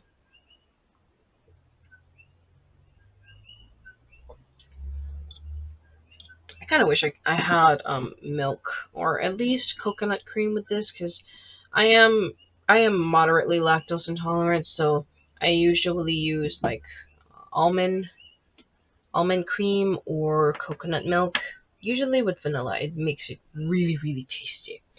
So what we're gonna look at now is, what does this connection look like on the surface? Upon first glance, or what other people see, maybe your circle of friends. Oh my, relax. I almost lost absolutely everything. Oh, come on. Really? Okay. No, I'm not. Fine. Okay. This is a massive amount of messages that I'm getting right now. Okay. Let me just take this sip, and we'll be on this journey. Because my God. Okay, pile 4. Whew, we have death shall not take him. So, for a lot of people, from what it looks like at first glance, it seems like this connection should not have happened. Or, somehow, some way, it seems like for all logical purposes, it should not have come to be. Yet here we are. Here you are, here they are. Um, Definitely, or like, maybe it should have been over, but it's not.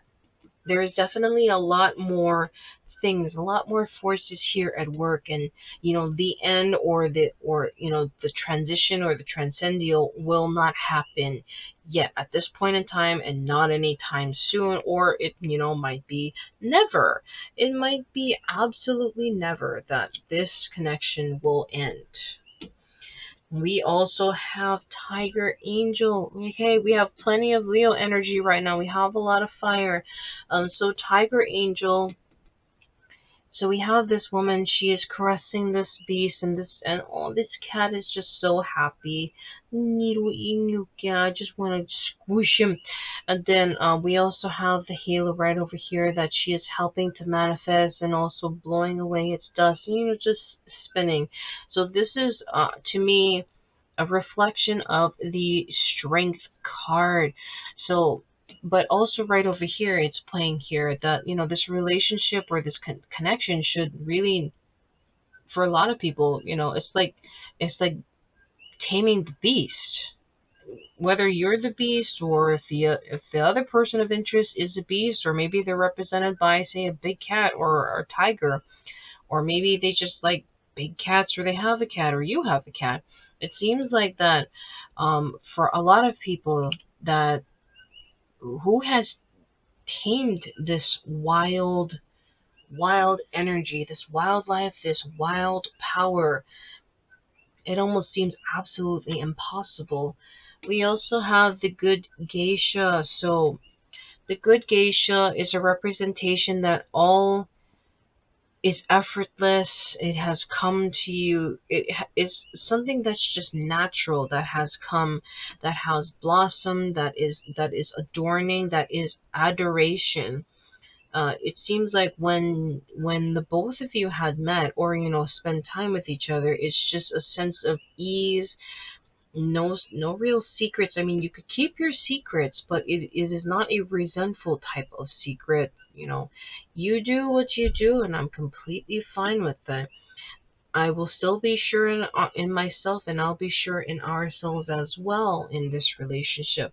So, to a lot of people, it just for some reason, despite how this is all going on, you two have made it look easy. Props to you. We also have rare, raw, and real. So again, reinforcement of all these other cards. It seems like two of you could even be both wild.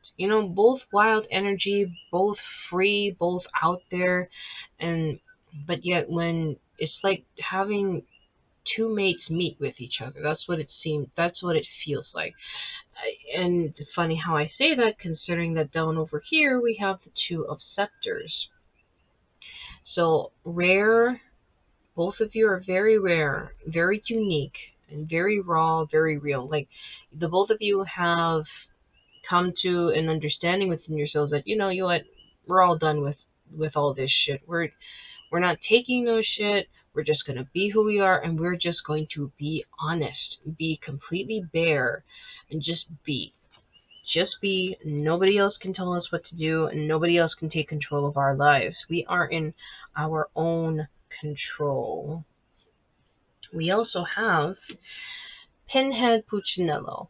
So what this card represents is that the world will always continue to spin, whether it is with or without people or animals. Life will go on. Because we didn't start the fire, it was always burning since the world's been turning in. I don't know why that song popped into my head, but that song is a doozy.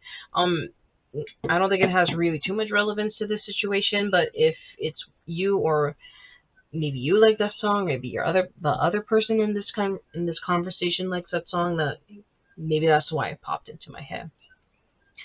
So this is just a reassurance that everything somehow, some way is going to work out. So this is just definitely a reassurance, at least on the surface, that things seems to be going very well. It will happen. And you don't have to have too much exertions. So we're going to be looking at, since this was the surface, we're going to be looking at what's beneath the surface. So we're going to go deeper, either deeper or higher. So with every light, there will always be a shadow. So we're going to see if there are outer forces, or if there are other messages that needs to be said. And that's a lot of cards. Do I have to go through all of them? Okay, that's a definite yes. We'll just go with it. So this one, wow, that's a lot. Okay, that is a massive amount. When I wanted an easy reading, man, whenever you ask for the tea, it's never going to be easy. Girl, guy, whew, there's plenty. So we have Ascension. We have Ascension right over here. So Ascension definitely is speaking towards the transition, the transforming, being firm in your grasp, and also letting things fly, letting yourself fly, opening that hand to receiving, to that ascension, to receiving guides, and or maybe even a hand, ascending for someone's hand. And the only way you can take someone's hand is, of course, you gotta open that up. And then, of course, we have the flight. So there's definitely an ascension going on in this relationship, and it is definitely being reinforced by the other forces that be. And that is very glaring. Well, You'll see why I have to keep this here. So we also have reflect, and if you do take notice, we have a lot of rainbows going on down over here. We also have, I know it's a little tough to see, but it seems like that there is definitely either a shoreline or I want to say it's actually more lilies because we have two swans over here. And what do we have? What do we think of when we see two swans? We see a mated pair, and they mate for life, or at least I would like to think that they do. I believe most of them do. We also have, I kind of think of the nene that we have over here, the nene goose. They always mate for life as well. And even if their mate passes away, most of the time they just don't find anybody else. I think that's roughly the same for swans as well. But anyway, definitely a lot of another indication of twin flame energy right over here if that's something that you're into. Or if not, it's just the duality. It's the sharing, it's the mirror, it's the frequency, it is the sense of calming, it is the sense of coming home. So we have reflect right over here. So we have a radiating eye that's just down below. So it is just a dissemination of information as well as a lot of radiation right over here, with the eye looking up towards these swans. This is actually a very beautiful card. I don't actually have this card that comes up too often whenever I did readings before with these. So congratulations. We also have Get Curious.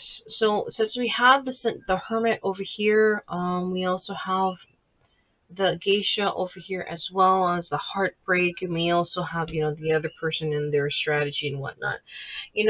Just because you or this other person is suffering that little bit of heartbreak, it's always good to at least keep some kind of curiosity, and just to be curious is to soar above the thorns, the branches, the vines that would seek to snag and hold you down. And to also get a different perspective, we also have this hawk uh, heading straight towards this light. It looks like both the moon, the star, as well as solar eclipse. So there's definitely a lot of that here at play. And we have a lot of pinks and reds going on. So a lot of base energy. It's what helps you get out that door. So hopefully it's saying to, well, not hopefully, sorry. It's saying to just keep an open mind, that childlike quality of being curious and to explore and get out there once in a while. Of course, don't force yourself to do it if it's something that you're not into. For me, I only get curious inside my own house. I'd rather not leave my house because if I also don't leave my house, I don't spend money. So we also have transmute. Whew. We have so many transformative energies going on. We have so much transitioning, transcendental, ascension. You and this person are just having a wild ride. So we have transmute right over here, seeing towards this all eye, and then we also have this big. Honestly, I want to say it's a bumblebee, but I know it's not. I think this one in particular is a beetle or a scarab resting upon a leaf. I don't have this card that comes up too often. But it is definitely transmute. So if it is a scarab, it is of course symbolizing like the afterlife or the continuation of that transitional or that after death. And that the spirit is alive and the spirit should keep going and just transitioning over to the next chapter. It is not the end. I'm kind of thinking back to the Mummy movie where they said death is only the beginning. Not saying that's going to be true for this over here. It's just my a little bit of geekiness that just came out. So we also have the pillar. So the pillar is a representation of what it looks like, immediately what it looks like. It looks like a gateway. We have two pillars over here, and then we also have a joining connection to form this gateway or this entry or even this exit. We have plenty of growth over here with these vines. So this is, and then we also have a connecting, weaving. We have two snakes, actually, two snakes that have joined here in the middle, and they're, looks like sharing a kiss. We also have two hearts represented over here, and we also have a lot of crystal growth above and below.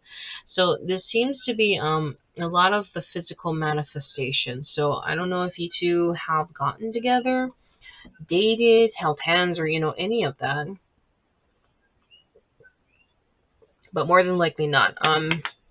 There's probably just an exchange of ideas, or just spending time together, or even a connection through direct messaging, or just having conversations maybe with your eyes or mentality. This is also like 1111. I'm definitely getting. So you know how people wish, they tell you to wish on 1111, whether it's morning or night. Make a wish. It's because the universe is said to be open at that point at that specific time, because we have one number here and one number here, and it is a gateway to and fro. Anything can pass between the two. So if you want to make that wish, please don't do it lightly. Make that commitment, make that intention, because you just might get it. You just might get it. And then, of course, with the pillar over here, this is definitely another twin flame energy right over here, or at least a sense of fatedness, if that's even a word. We'll just make it a word. We also have self-love. This is also a very beautiful card, and it doesn't come up too often for me either. So we have a male peacock in all his glory, all his full plumage. So self-love. The peacock definitely not. Some people say that the peacock represents vainness. It's just so into oneself, selfishness, um, just self-flattery. That may or may not be true. I mean, they do take a massive amount of pride in their feathers in order to entice the females or the peahens. But I want to let you in on something. The peacock's feathers only come in when it's the mating season. When it is not in the mating season, when there is no mating season going on, there is no tail feathers. It becomes a little bit of a sad peacock. But for, during the mating season, let it shine, or at least when it comes into your season, when you take care of yourself and you have that self-love to take care of yourself, let it shine. Let it shine proudly. Have that confidence, just like the male peacock. Span that tail. Let everybody see those eyes. Let everybody see that outfit that you're wearing, or you radiating your knowledge even. Like, say you're smart at something, let it out. If you're great at video gaming, let that out. If you like writing, if you like painting, or if you're great at customer service, or if you like people, let it show, let it shine. Just span it out. What's the point in having that tail if you don't show it, if you don't use it? Exercise it, Just have that self-love, because you are beautiful, Let it show, let it shine, and if people don't like it, then hey, that's a them problem. That's not you. Don't stifle yourself, or this other person. Don't let things get you down, just because you might be afraid of what other people think. That's what this is saying right over here. So we're gonna be moving on to what is stopping this relationship or this connection, or what could be starting it. Now, it seems like that there definitely is a standstill in this situation, or at least a stillness. So we're going to be looking at what could possibly trigger it, or well, we're probably just going to look at what can trigger it to continue on. But I think it's already in its transformative state. Ooh. So we have Pluto. We have more Pluto energy. We also have a 22 master number right there in the corner. I have to breathe. Whew. Again, Pluto energy is not something to be messed with. It is the final. It is that guillotine. Whether you're on one side or on the other side, it's just going to happen. There's a massive amount of intensity going on. There is a massive amount of outer forces being worked here. Definitely way beyond your control, definitely beyond the other person's control. This is something that has been moving slowly, but with a great amount of inertia, a great amount of gravity. So the 22 is, of course, a master number. We have the 2 by itself is the mediator, is the balancer. But if you have it as another as another 2, it is another twin. It is an exponential of the 2, and it is, there's a lot of messages to be had. I would suggest looking at where your Pluto placement is, or maybe their own, because there might be similarities to be shown in there, and also maybe look at where the house is, where this Pluto is standing. Just a suggestion. Whew. We also have Cancer. So Cancer, as a fellow Cancer, definitely receptive, artistic, definitely into music. Yeah, we have our mood swings, but we're not at all crybabies. Sometimes we do get overwhelmed with emotions sometimes because we just care and feel that deeply. We don't always cry out, outside all the time. There's a lot of going on inside, and sometimes it just becomes overwhelming. So this is also what's being represented over here. And of course, I'm not gonna move these cards, but back over here, while you're being hung up on this person, it can get very overwhelming. And since we have the Pluto playing right over here, it's a lot. It's a lot. It almost feels like a burden. It is, it's just a massive amount of gravity. So there's definitely that going on. And then of course the Cancer. We also have the Moon over. We have the Moon as to why you're hung up on this person. The Cancer's planet, ish, not sort of, in the solar system. Cancer is governed by the Moon. So we have a lot of also Moon play energy right over here. Whew. Okay. Okay, we have one more. Okay, so we have Venus. So there's, oh, thankfully, there's some grounding energy over here. Venus is, it also helps out this Cancer kind of mellow out and have a little bit of support here, because the Venus is Earth energy, the sensuality, the music, knowledge, and just being, because Venus is a very gentle energy. It can be quite harsh, but overall it's a very motherly, very gentle energy, and it also helps because Earth energy can help stabilize the maternal or paternal instincts that can be overpowering for this particular Cancer. So definitely have that going on in this relationship that helps it stabilize. So whew, okay. So the next one we're going to be looking at is, are you even compatible? There's always that question. I mean, why are we here anyway? So we're going to be having a look-see as to the cards say. We have the Green Man. We have initiative, fertilization, and action. So we definitely have a lot of fertile ground between the two of you, and this connection offers, of course, room for a lot of areas for growth. As with a lot of the transformative energies, obviously with Pluto being here, we also have the transmute energy, and all these cards are absolutely crooked. And then we also have all the other cards under here that's at play that's supporting this one. We also have vulva, so prophecy, guidance, and direction. Like I said, what did I say? We have Pluto being represented right over here. You have plenty of outside forces that are way beyond our understanding and maybe yours and their understanding. So we definitely have plenty of that going on here right now. Um, and then we also have bliss, contentment, satisfaction, and security.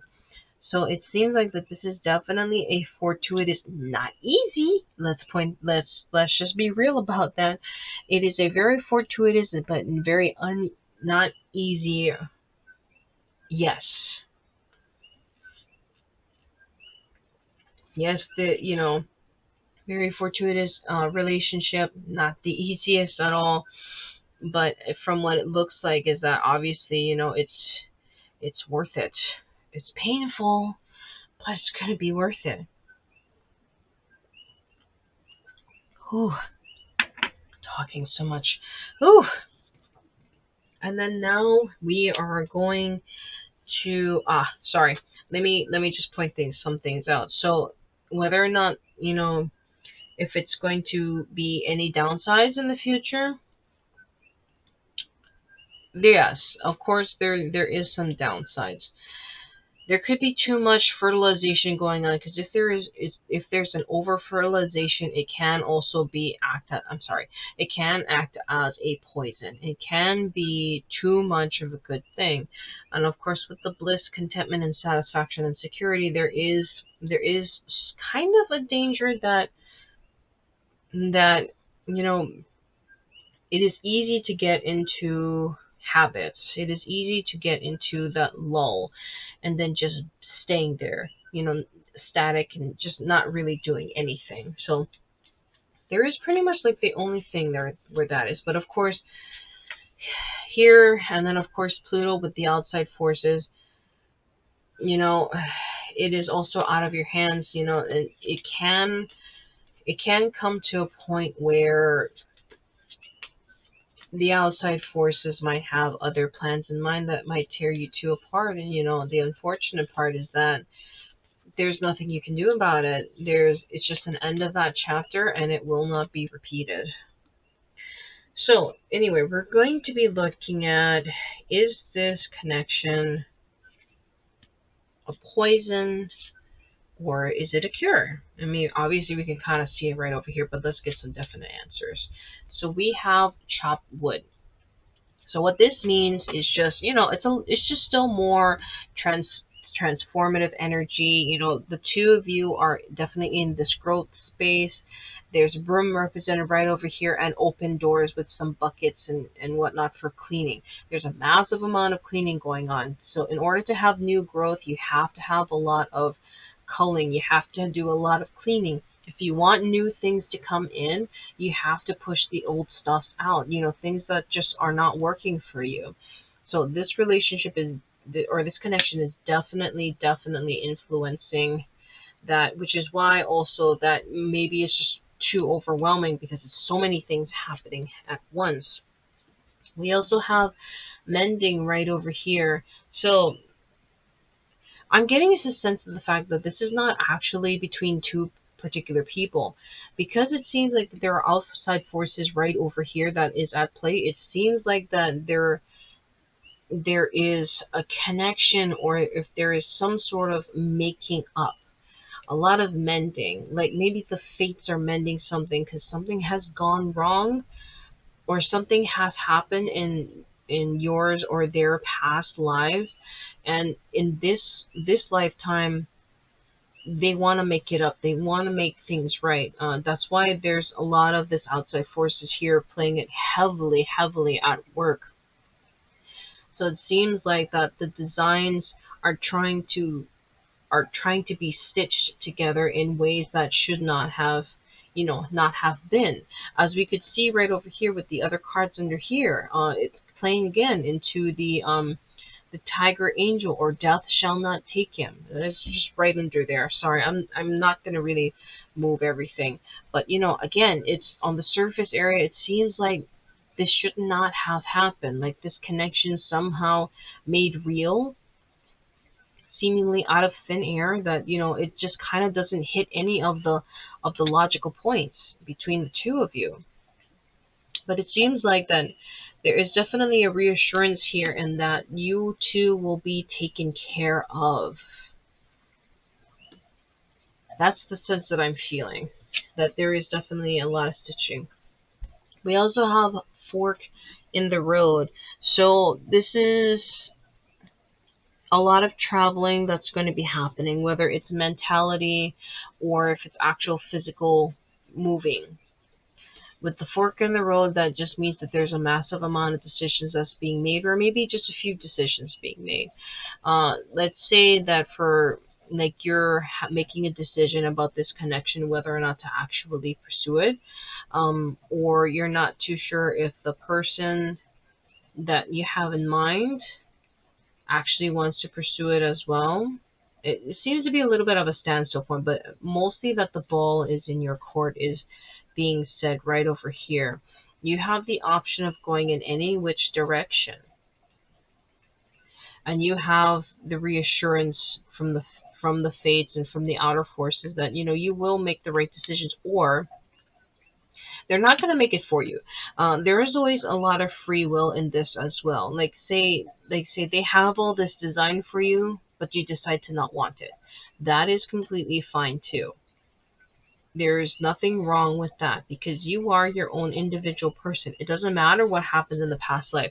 You are not that person in your past life. That part of you is over. That part of that person is over. Oh, excuse me. So it is definitely up to you whether or not you want this to happen. That is this one right over here. And now I'm actually going to get one more. I'm going to get one more because I feel like Spirit is saying, "No, get them one more. Get them one more." Oh, okay. I'm not envious at all. We have loyal heart. We have more twin energy going on. There is definitely a lot of affection here. There is definitely loyalty between the two of you. King, queens, equals. Definitely equals right over here. So we have the two facing each other, but also giving each other space and also sharing space. So there's a lot of sharing going on. I want to say that that this is a beautiful, beautiful connection. But again, it is completely up to you, and it is also completely up to them whether or not to pursue this connection.